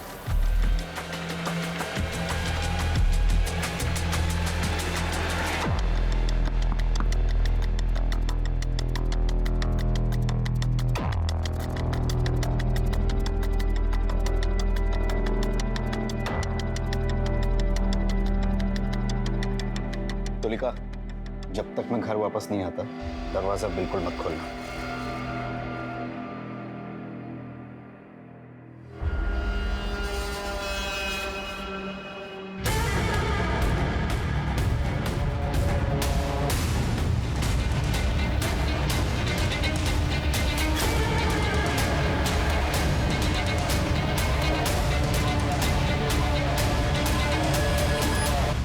तुलिका, अब तो मैरिड लाइफ कैसी चल रही है?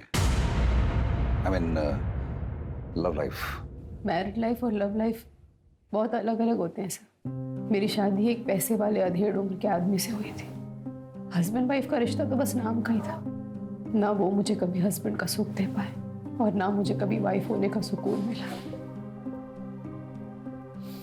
मेरी जिंदगी बस एक कोरा कागज बनकर रह गई। ऐसे में मेरी जिंदगी में कोई ऐसा आया जिसने मेरी पूरी जिंदगी बदल कर रख दी।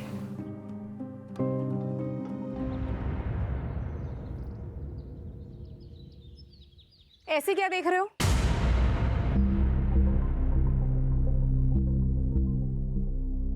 आप हैं ही इतनी खूबसूरत, बचपन से फैन रहे हैं आपके। लगता है आपने हमें पहचाना नहीं। रजत? बाप रे, कितने बड़े हो गए तुम। नहीं। अरे वाह, मुझे तो नाश्ते पे किसी ने बुलाया ही नहीं। तुम कोई मेहमान हो क्या? फैमिली मेंबर हो। हक से बैठो और हक से खाओ। अरे वाह, आपके हाथ के बने खाने का स्वाद तो पूरी दुनिया में कहीं नहीं मिल सकता। एक और दो, एक और दो, एक और दो।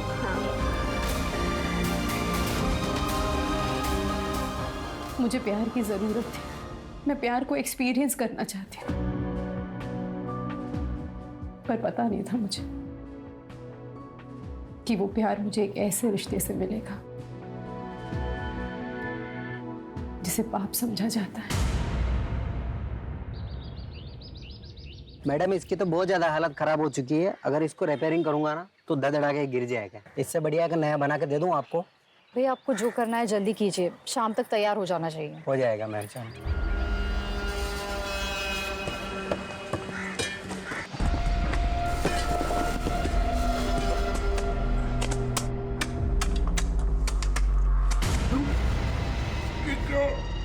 मैडम को बुला ले। ये देखिए मैडम।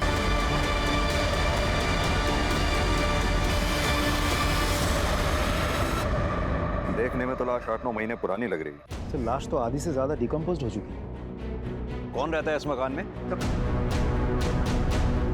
मेरा नाम है श्याम श्रीवास्तव। ये आप ही का मकान है? नहीं सर, हम तो किराए पे रहते हैं सर। इसके मालिक तो बगड़िया जी है। मैंने उन्हें फोन किया, वो आती ही होंगे। कब से रह रहे हैं किराए पे यहाँ? सर 7 महीने हो गए। मेरी वाइफ तंदूर का काम करवा रही थी सर। दाई करवाई तो नीचे लाश निकली। इस तंदूर का इस्तेमाल करते थे आप लोग? हाँ सर, अभी कुछ दिन पहले किया था सर। वो ये फोटो भी खींची थी सर। बगड़िया जी आ गए। आप लोग जरा वहाँ इंतजार कीजिए। जी आइए बगड़ जी। आपको पता है आपके घर में बने तंदूर के नीचे लाश मिली है हमें? पता नहीं सर, मैंने तो ये घर सोलंकी से 8 महीने पहले खरीदा और भाड़े पे चढ़ाया। सारा लेन देन नरेश एजेंट और प्रॉपर्टी साइट के जरिए हुआ। नरेश ही तो संभालता है यहाँ सब। सोलंकी साहब अपने घर को बेचकर अपने बेटे के पास अफ्रीका शिफ्ट होना चाहते थे, तो मैंने उनके घर को बेचने की ऐड ऑनलाइन साइट पर चढ़ा दी। साथ में कुछ फोटोज़ भी डाल दिए सर। वो मेरा ऑफिस का जो लड़का है वो फ़ोटोज़ काफ़ी अच्छी लेता है, तो घर की पिक्चर्स काफ़ी अच्छी आई तो ग्राहक भी तुरंत मिल गया। कब की बात है ये? सर कुछ 8-9 महीने पहले की बात होगी। तब भी इस घर में तंदूर था? सर पता नहीं, शायद हो भी सकता है। वैसे सर इस दौरान हमने कंस्ट्रक्शन तो कुछ नहीं किया इस घर में। अच्छा ये बताओ, इन दोनों से पहले इस घर में कौन कौन रह के गया? सर मैं सारी डिटेल्स निकाल कर आपको बताता हूँ। लेके आओ। चलता हूँ सर। राजीव सर, इससे पहले इस मकान में जितने भी लोग रह के गए सबकी डिटेल्स पता करो। Right sir. इस कपल की बैकग्राउंड चेक करो। सर।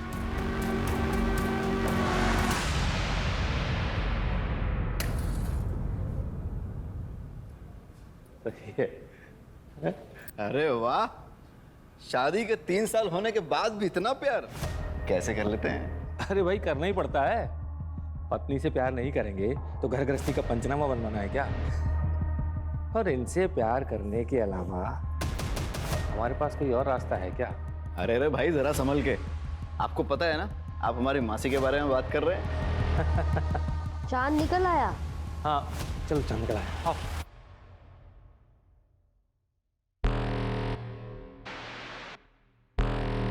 हर शादी प्यार के भरोसे पर नहीं चलती, कुछ शादियां मजबूरी की वजह से चलती रहती हैं। अगर आपकी शादी में सब कुछ ठीक ठाक था तो ऐसी कौन सी मजबूरी थी जो आपको परेशान कर रही थी?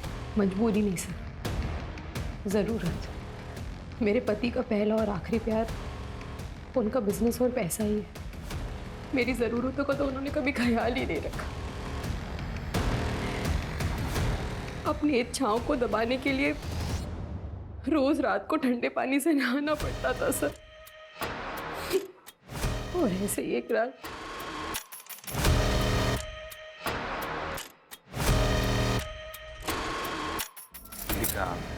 बहुत थक गया हूँ, नींद आ रही है।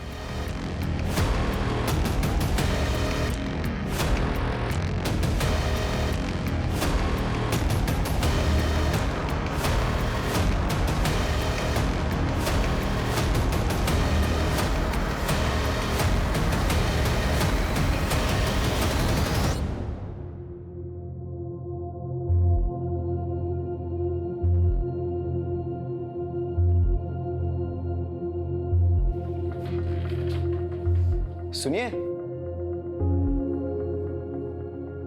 आप इतनी रात को नहा धोकर? तुम नहीं समझोगे। पढ़े लिखे हैं हम, सब समझते हैं और आपकी तकलीफ भी समझते हैं, लेकिन आप फिक्र मत कीजिए, हम हैं ना।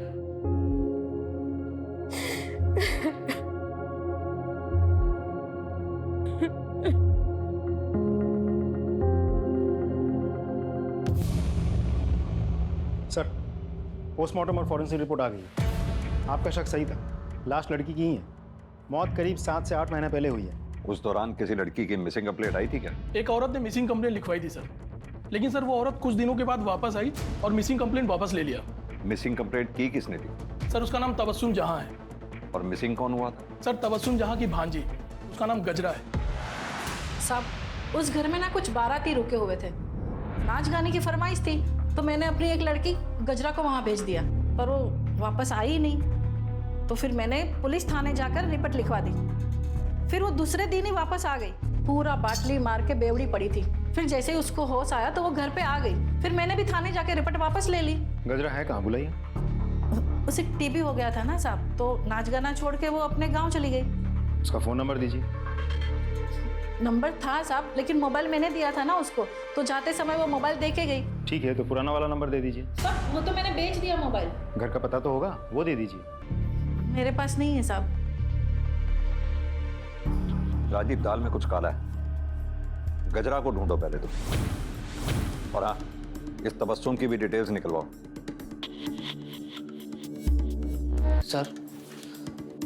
सर वो लाश वाले घर में जो लोग भी रहते थे उन सभी की इंफॉर्मेशन निकाली है सर मैंने। सर सबसे पहले उस घर में किराएदार के तौर पर ये रजत जी और उसकी विधवा बहन तन्वी आई थी सर। उसके बाद ये घर हमने बगाड़िया जी को भेज दिया सर। और सर कुछ समय के लिए हमने पवन कौल साहब को भी ये घर किराए पे दिया था सर। उसके बाद हाँ, ये जोशी जी के बेटे की शादी थी सर, तो उसके काफ़ी सारे दोस्त आए थे यहाँ पर। रजत और उसकी बहन की डिटेल्स? सर एक्चुअली वो डायरेक्ट पार्टी थी सोलंकी जी की, तो उन्हीं के पास सारी डिटेल्स होगी। लेकिन हाँ सर, मैंने हाँ रजत जी का फ़ोन नंबर निकाल लिया सर उनके पड़ोसियों से। सर मेरे बेटे के 2-3 दोस्त रुके थे उस घर में। एक तो अमेरिका में उसके साथ ही काम करता है, और दूसरा जर्मनी में है, और तीसरा शायद मुंबई में कहीं काम करता है। क्या आपको मालूम है उस दौरान आपके बेटे के दोस्तों ने रात में रेड लाइट एरिया से किसी नाचने वाली को घर बुलाया था? उन्होंने तो नहीं बताया था, लेकिन हमें पता चला था सर कि वो लड़की की जो मौसी है ना, उसने जब पुलिस कंप्लेंट की तब बहुत डांटा था मैंने उसे। बाद में उन लोगों ने माफ़ी भी मांग ली थी और लड़की भी मिल गई थी। केस रफा दफा हो गया था और हमने भी बात को दबा दिया था। उन सभी बच्चों की डिटेल्स इन्हें लिखवा दीजिए। जी। अजय,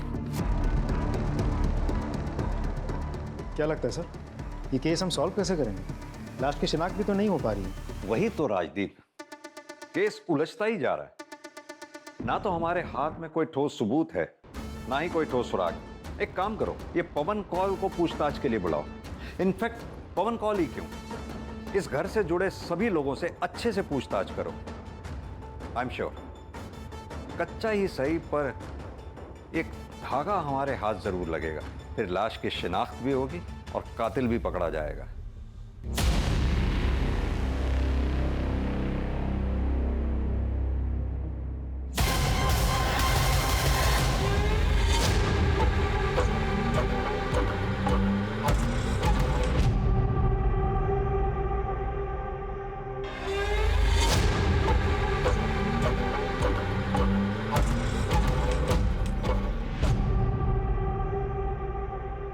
पर सर हमारा एक और फ्रेंड था समीर, काफी टाइम से उससे कोई कांटेक्ट नहीं हुआ है। वो शायद मुंबई में रहता है सर। कौन से कॉलेज में पढ़े हो आप लोग? Sir city college sir. City college से समीर का एड्रेस लो और समीर की सारी डिटेल्स निकालो। Right sir. फंक्शन के दौरान जिस घर में तुम्हारे दोस्त रुके थे, उस घर में बने तंदूर के बारे में कुछ जानते हो? नहीं सर, हम तो ऑल द टाइम हॉल में ही थे, वहाँ जाने की कोई नीड ही नहीं पड़ी सर हमें। जरूरत पड़ी तो फिर बात करेंगे तुम्हारे साथ। सर, शाम के बारे में सारी इन्फॉर्मेशन निकाल ली। 3 साल पहले शाम की शादी संध्या से हो तो गई थी, लेकिन इंटरेस्टिंग बात यह है कि साथ ही उसके ऑफिस कोलीग प्रीति के साथ उसका अफेयर भी चल रहा था। सर एक बात और, प्रीति ने भी 7 महीने पहले ही अपने ऑफिस से रेजिग्नेशन दिया था और उसके बाद से अब तक ना किसी ने प्रीति को देखा है और ना ही प्रीति के साथ किसी की बातचीत हुई है। राजीव, ये प्रीति की डिटेल्स निकालो। अब समझ में आया श्याम शादी के बाद 3 सालों तक अपनी वाइफ को मायके से वापस क्यों नहीं लेके आया। इस श्याम को भी लेके आओ। सर, ये बात सच है कि सर प्रीति से मेरा अफेयर चल रहा था, लेकिन बड़े ही रिस्पेक्ट और रिगार्ड के साथ हम दोनों अलग हो गए। अब प्रीति कहाँ है? सर मुझे नहीं पता सर। सर उसका फोन भी बंद आ रहा है सर। उसने अपना सोशल मीडिया से अकाउंट भी डिलीट कर दिया। सर तेरे घर में तंदूर के नीचे जो लाश मिली है वो कहीं प्रीति की तो नहीं है? सर नहीं, ऐसा नहीं हो सकता सर। मैं प्रीति से बहुत प्यार करता हूँ सर, मैं उसे क्यों मारूंगा? ऐसा भी तो हो सकता है कि प्रीति को तेरे शादी के बारे में पता चल गया था और तुझे इस बात का डर था सबके सामने हुआ कि पोल ना खोल दे, इसके वजह से तूने उसको मार। सर मैंने कुछ नहीं किया सर। सर, इसके फोन से प्रीति की फोटोग्राफ्स लो, उसका नंबर लो और उसे कांटेक्ट करो। फोन दे। सर, नंबर तो डज नॉट एग्जिस्ट बता रहा है। प्रीति का फोन बंद होने से पहले कहाँ पे एक्टिव था, उसकी लास्ट लोकेशन पता करो, उसके कॉल डिटेल रिकॉर्ड्स भी निकालो, प्रीति के ऑफिस के रिकॉर्ड से उसका परमानेंट एड्रेस भी पता करो। सर फोन कॉल आया है, बुलाओ उन्हें। जी सर। देखिए सर, मेरे बेटे के जनेऊ संस्कार का फंक्शन था, बहुत सारे रिश्तेदार आए थे, इसलिए मैंने वो घर कुछ दिनों के लिए किराए पर लिया था। आपके रिश्तेदार जो उस घर में ठहरे थे, क्या उनमें कोई महिला भी थी? नहीं सर, वहाँ तो सारे जेंट्स रुके हुए थे। सारी लेडीज मेरे घर पे रुकी हुई थी और उनमें से कोई भी ना तो गायब है और ना ही किसी की डेथ हुई है। उस घर में आपने अपने रिश्तेदारों के लिए क्या किसी तंदूर का इस्तेमाल किया था? सर सारा खाना तो मेरे घर पे बन रहा था और ये एक धार्मिक कार्यक्रम था, इसलिए भोग तो अपने घर की रसोई में ही बनता है ना, फिर मैं वहाँ तंदूर क्यों लगवाऊंगा। ठीक है मिस्टर कौल, अभी आप जा सकते हैं, जरूरत पड़ी तो फिर बुलाएंगे आपको। Thank you sir. अब सिर्फ रजत ही बचा है। राजीव, भोपाल जाके रजत से अच्छे से पूछताछ करो। सर। शुक्ला, प्रीति के पेरेंट्स का पता लगाओ और प्रीति के बारे में पूछताछ करो। Right sir. धीरे धीरे मेरे और रजत के बीच की नजदीकियां बढ़ने लगी। आप इतना सब कुछ सह क्यों रही हैं? आप पढ़ी लिखी हैं, अपनी नई जिंदगी दोबारा शुरू कर सकती हैं। मेरे साथ अपने दिल के हाथों मजबूर होकर मैंने एक फैसला लिया और उस एक फैसले ने मेरी पूरी जिंदगी बदल दी। प्रीति ने तो हम सबसे ही रिश्ता तोड़ दिया है। हम नहीं चाहते थे कि वो अकेले इंदौर जाए और वहाँ जाकर नौकरी करे, पर उसके तो शुरू से ही बड़े बड़े सपने थे। बस उन्हीं को पूरा करने के लिए घर छोड़कर चली गई। जब से गई है ना कोई कॉल ना कोई मैसेज। देखिए, हमें एक लाश मिली, बॉडी की शिनाख्त के लिए हमें आप दोनों लोगों के डीएनए सैंपल की जरूरत है। तुम नरेश के यहाँ काम करते हो? जी सर। तुम्ही ने वो वेबसाइट पे फोटोज अपलोड किए थे? जी सर। तो जब तुमने वो फोटोग्राफ्स लिए थे तो वहाँ तंदूर था क्या? हाँ सर था, लेकिन मुझे अंदर बाहर के फोटो लेने को कहा था तो मैंने निकाले और अपलोड कर दिए। लेकिन तुमने जो फोटोग्राफ अपलोड किए उसमें तो तंदूर हमें दिखा नहीं। सर साइट फोटो अपलोड करने की लिमिट होती है तो इसलिए मैंने ज़्यादा नहीं निकाले। ठीक है, तुम जा सकते हो, जरूरत पड़ेगी तो फिर बुलाएंगे। सर उस घर में रहने वाले पुराने टेनेंट रजत का पता चल गया। कहाँ का रहने वाला हो? भोपाल का सर। राजदीप सर पता करो। राइट।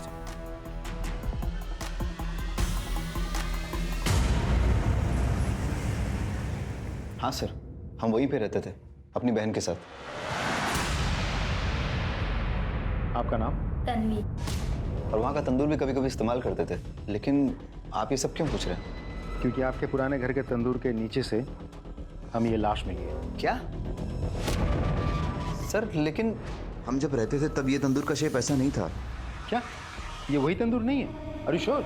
100% सर।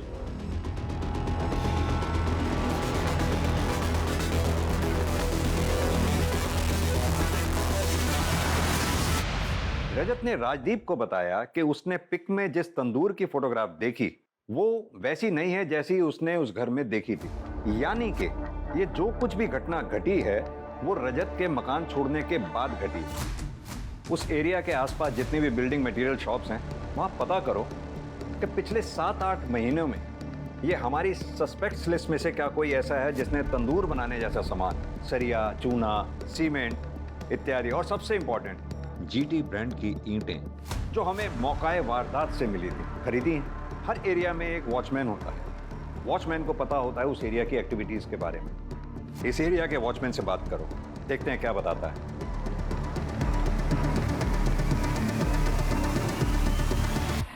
अरे भाई साहब, बोलिए। मैं इस एरिया में एक घर लेने की सोच रहा हूँ, तो थोड़ी सी जानकारी चाहिए। सर जानकारी बिना दक्षिणा के दूंगा तो जानकारी का अपमान हो जाएगा। बात तो आप सही कह रहे हैं। तो ऐसा करते हैं, अब बात करें? हाँ हाँ साहब, अब तो बात हो सकती है। मैंने इस एरिया में एक घर देख रखा है, लेकिन सुना है कि उसके पड़ोस वाले घर में कुछ भूत का चक्कर है। अरे सर आप बात तो सही कह रहे हैं, लेकिन भूत कुछ नहीं होते। लेकिन हाँ, उस घर में ना खेल बहुत होते थे। वो एजेंट नरेश है ना, उसी के हाथ में था भाड़े से ये घर। जब कोई भाड़े वाला रहने को नहीं आता है तो नरेश क्या करता है कि कुछ लड़कियों को लेके उधर आता है। अच्छा एक बात बताओ, नरेश ने उस घर के गार्डन में कभी कंस्ट्रक्शन का कोई काम करवाया था? वो एक नंबर का कंजूस है, एक दमड़ी नहीं खर्च करता है। लेकिन हाँ, जब लड़की की बात आती है ना तो उसकी जेब से धड़ाधड़ नोट निकलते हैं। अच्छा। हाँ। मैंने क्या किया सर? मैंने कुछ नहीं किया सर। मैं सब बताता हूँ सर, मैं सब बताता हूँ सर, सब बताता हूँ सर। राजदीप,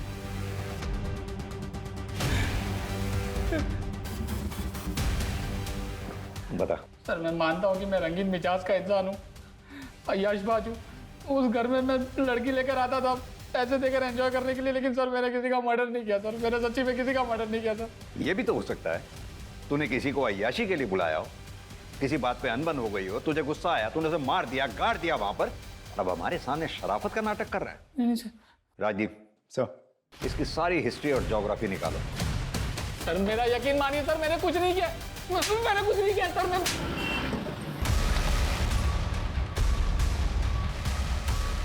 सर यही है GT2 का सप्लायर। हाँ सर, क्या चाहिए आपको? पिछले 8-9 महीनों में आपके दुकान से किस किस ने कंस्ट्रक्शन मटेरियल खरीदा है, जैसे कि इस तरह की ईंटें? सर हमारे पास हर खरीद का रिकॉर्ड रहता है। मैं जितनी जल्दी हो सके आपको सब डिटेल पहुंचा दूंगा। ठीक, thank you. Sir forensic report आ गई है सर। डेड बॉडी की उंगलियों में कुछ बाल फंसे हुए थे सर, लेकिन उन बालों का DNA डेड बॉडी के साथ मैच नहीं कर रहा सर। वो बाल जरूर उस कातिल के होंगे। एक काम करो, नाखून से मिले बालों का DNA हमारे केस से जुड़े सारे सस्पेक्ट्स के DNA से मैच करके देखो, जरूर उस कातिल के होंगे। और वो रेड लाइट एरिया वाले खबरी के बारे में कुछ पता चला? सर वो अभी मुंबई गया हुआ है, आज शाम को वापस आएगा सर। ठीक है सर। बताओ अब्दुल, क्या खबर है? गजरा वापस तो नहीं आई थी, पर पता नहीं तबस्सुम सबसे कहती फिर रही थी गजरा वापस आ गई। सुनने में ये भी आया है तबस्सुम ने गजरा का सच छुपाने के लिए काफी मोटी रकम ली है। हाँ साहब, ये बात सच है कि जोशी ने मुझे बहुत सारे पैसे दिए गजरा का केस वापस लेने के लिए। ये भी झूठ बुलवाया कि उसे टीबी हुआ है और वो वापस अपने गांव लौट गई है। ये सब उन लड़कों की वजह से हुआ है। खानदान के नाम पर कालिक पुत जाती, इसलिए हमने तबस्सुम को लाखों देकर उसका मुंह बंद करवाया। हुआ क्या था? वो बैचलर्स पार्टी के अगले दिन जब मेरा बेटा और उसके दोस्त जागे, उन्होंने देखा कि ना तो वहां पे गजरा थी और ना ही समीर था। समीर गजरा को लेकर भाग गया था सर। दोनों मेरे बेटे और उसके दोस्तों के वॉलेट और सारे वैल्यूएबल्स लेकर भाग गए थे सर। पुलिस कंप्लेंट क्यों नहीं लिखवाई थी तुम?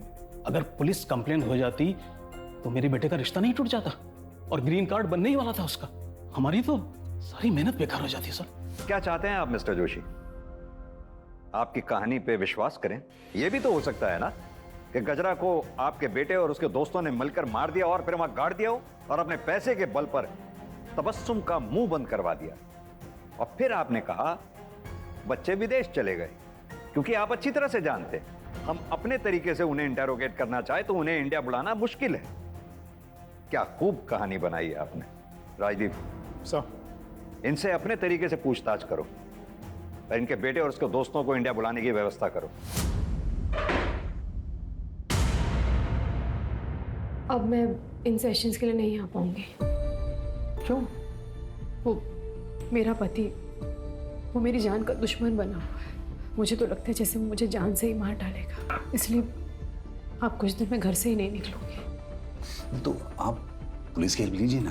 पुलिस के पास जाऊंगी तो दुनिया भर को सब कुछ पता चल जाएगा, सब मेरा मजाक उड़ाने लगेंगे और ये सब मैं बर्दाश्त नहीं कर पाऊंगी। एक काम कीजिए, आप ये रखिए, इसमें मेरा नंबर है, अगर आपको मेरी कोई जरूरत लगे तो आप जरूर कॉल कीजिए। Thank you.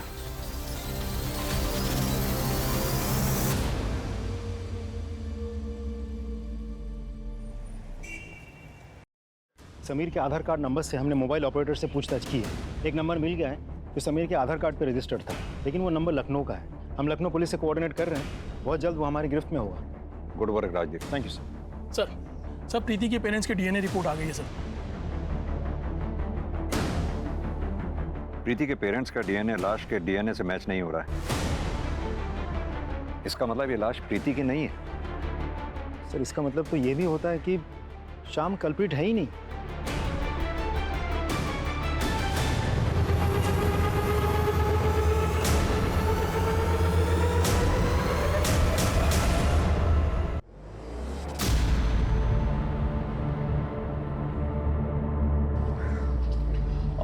सर मैं हूं समीर, आप लोग मुझे ही ढूंढ रहे थे और ये है गजरा।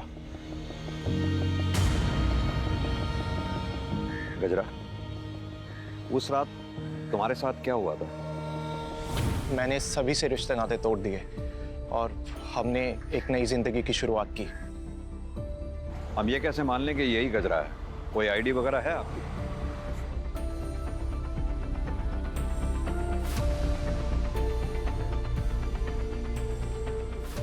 पता है समीर, रोजाना हम अपराधियों से, घटिया लोगों से, जुर्म करने वालों से मिलते हैं, लेकिन तुम जैसे लोगों की वजह से ही इंसानियत जिंदा है। Proud of you.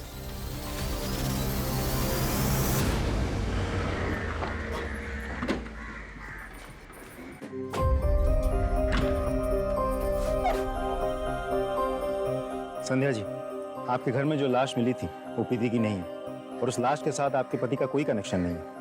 आपके पति निर्दोष है। भगवान ने मेरी सुन ली। मैं पूरे 11 नारियल की पूजा करूंगी। अब हम इस घर में नहीं रहेंगे, कहीं और जाकर रहेंगे। अच्छा हुआ कि इस मनहूस घर को छोड़ के जा रही हो। अरे श्रापित है ये घर, जो यहाँ रहने आता है सब पागल हो जाता है। चलो देरी हो रही है। मैडम एक्सक्यूज मी, एक मिनट। जी आपने वहाँ ऐसा क्यों कहा कि इस घर में जो भी रहता है पगला जाता है? वो रजत था ना, पुराना टेनेंट, उसकी बहन तन्वी, उसका भी यही हाल हुआ था। एक दिन मार्केट में मैंने बड़बड़ाते देखा था उसको। नहीं, तन्वी, अपनी क्या हालत बना रखी है तूने? चल मेरे साथ चल। वो तन्वी थी ना, वो बहुत बड़ी डिप्रेशन में चली गई थी। मैंने उसको साइकेट्रिस्ट से मिलने का सलाह दिया था, नंबर भी दिया था। 1-2 सेशन की, उसको सुधार आने लगा था और उसके बाद छोड़ दी। ये देखिए, मुंह पे निखार भी आने लगा था। तभी टाइम का वो फोटो है ये।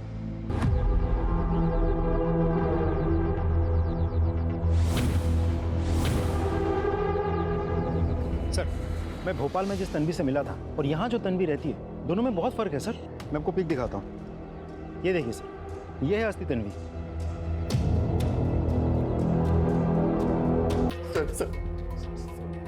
सर मैं सच कह रहा हूँ सर, मुझे नहीं पता कि तन्वी कहाँ है। मुझे लगा आप लोग मुझ पर शक करेंगे, इसलिए मैंने अपनी गर्लफ्रेंड को तन्वी बनाकर पेश कर दिया। तुझे कैसे नहीं पता कि तेरी बहन तन्वी कहाँ है? बोल। सर वो हमारा झगड़ा हो गया था, फिर मैं उसे छोड़कर भोपाल चला गया। उसके बाद से मैंने कोई कांटेक्ट नहीं रखा उससे सर मैं सच कह रहा हूँ सर। कहीं ऐसा तो नहीं जिस लड़की की तेरे घर में तंदूर के नीचे लाश मिली वो तन्वी की हो, जिसे तूने मार दिया और वहां गाड़ दिया? सर भगवान की कसम खा के कह रहा हूँ सर मैंने किसी को नहीं मारा। इसका डीएनए सैंपल लो और लाश के नाखून से जो हमें बाल मिले थे उसके डीएनए से मैच करके देखो।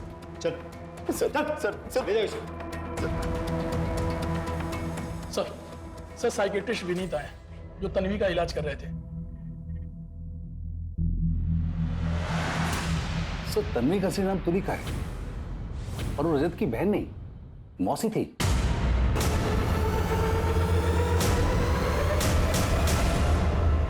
सर तुलिका को ये डर लग रहा था कि उसका हस्बैंड कहीं उसको मार न डाले, और हमारे लास्ट सेशन में तो वो ये भी कह रही थी कि वो कई दिनों तक घर से बाहर निकलेगी नहीं। मेरा पति, वो मेरी जान का दुश्मन बना, इसलिए आप कुछ दिन में घर से ही नहीं निकलूंगी। एक्चुअली डर के मारे उसकी हालत काफी खराब हो रही थी। ठीक है डॉक्टर साहब, आप जा सकते हैं। Thank you. सर मैं बताता हूँ सर मैं बताता हूँ सर। बता। सर तुलिका मुझे बहुत अच्छी लगती थी सर। फिर हमारा अफेयर शुरू हुआ और फिर हम दोनों घर छोड़कर भाग गए सर। लेकिन सच कह रहा हूँ सर मैंने किसी को नहीं मारा सर। मैंने तुलिका किसी को नहीं मारा। का नंबर और पता दे। देता हूँ। मर गए दोनों मेरे लिए, मुंह दिखाने लायक नहीं छोड़ा। देखिए, हम आपकी परेशानी समझ सकते हैं, लेकिन आपके बेटे रजत और तुलिका ने आपके साथ जो किया वो गलत था। लेकिन हमें शक है कि हमने जिस लाश को बरामद किया है वो आपकी बहन तुलिका की ही है, और वो तभी साबित होगा जब उस लाश का डीएनए आपके साथ मैच होगा। दरअसल तुम तुलिका से नफरत करते थे, इसलिए तुमने तुलिका को मार डाला। नहीं सर। शुक्ला, इनका डीएनए सैंपल लो, लाश के नाखून पे जो बाल मिले थे उनके डीएनए से मैच करके देखो। सर, मौका वारदात में मिली उन ईंटों को लेकर हमने गहरी छानबीन की।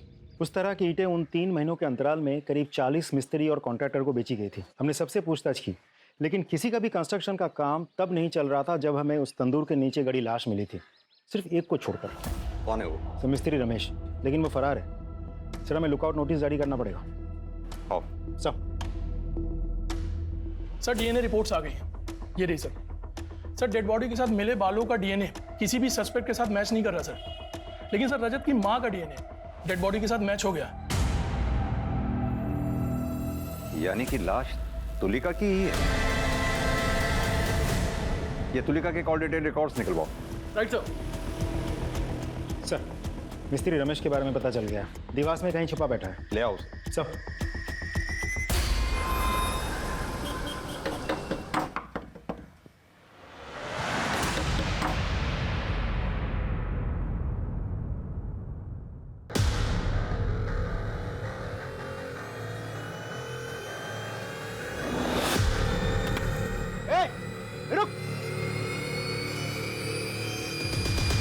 जब से तंदूर के नीचे से लाश मिलने की खबर आई मैं घबरा गया था साहब, क्योंकि 4 लाश दफन थी साहब। मैंने उसी पे तंदूर बना दिया था, लेकिन मैंने मारा नहीं है साहब। तूने नहीं मारा तो फिर किसने मारा? वो साहब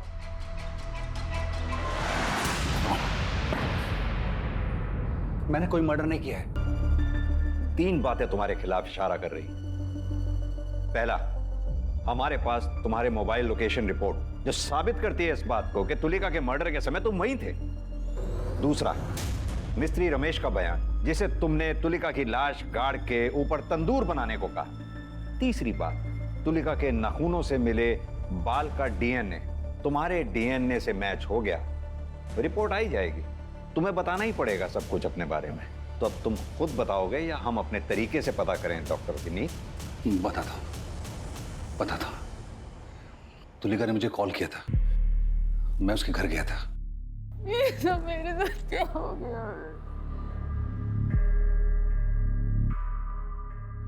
चलो।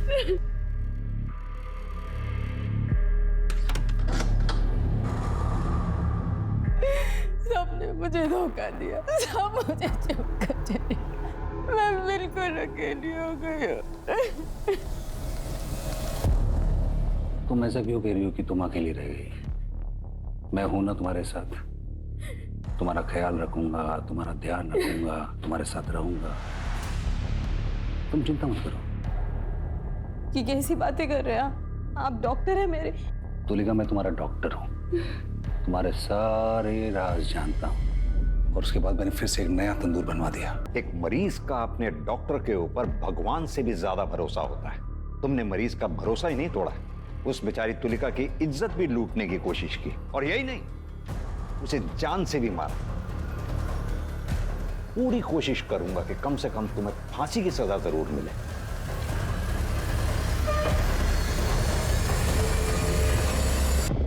क्राइम पेट्रोल्स के और भी दिलचस्प कहानी देखने के लिए हमारे चैनल को सब्सक्राइब करें और बेल आइकॉन दबाना न भूलें।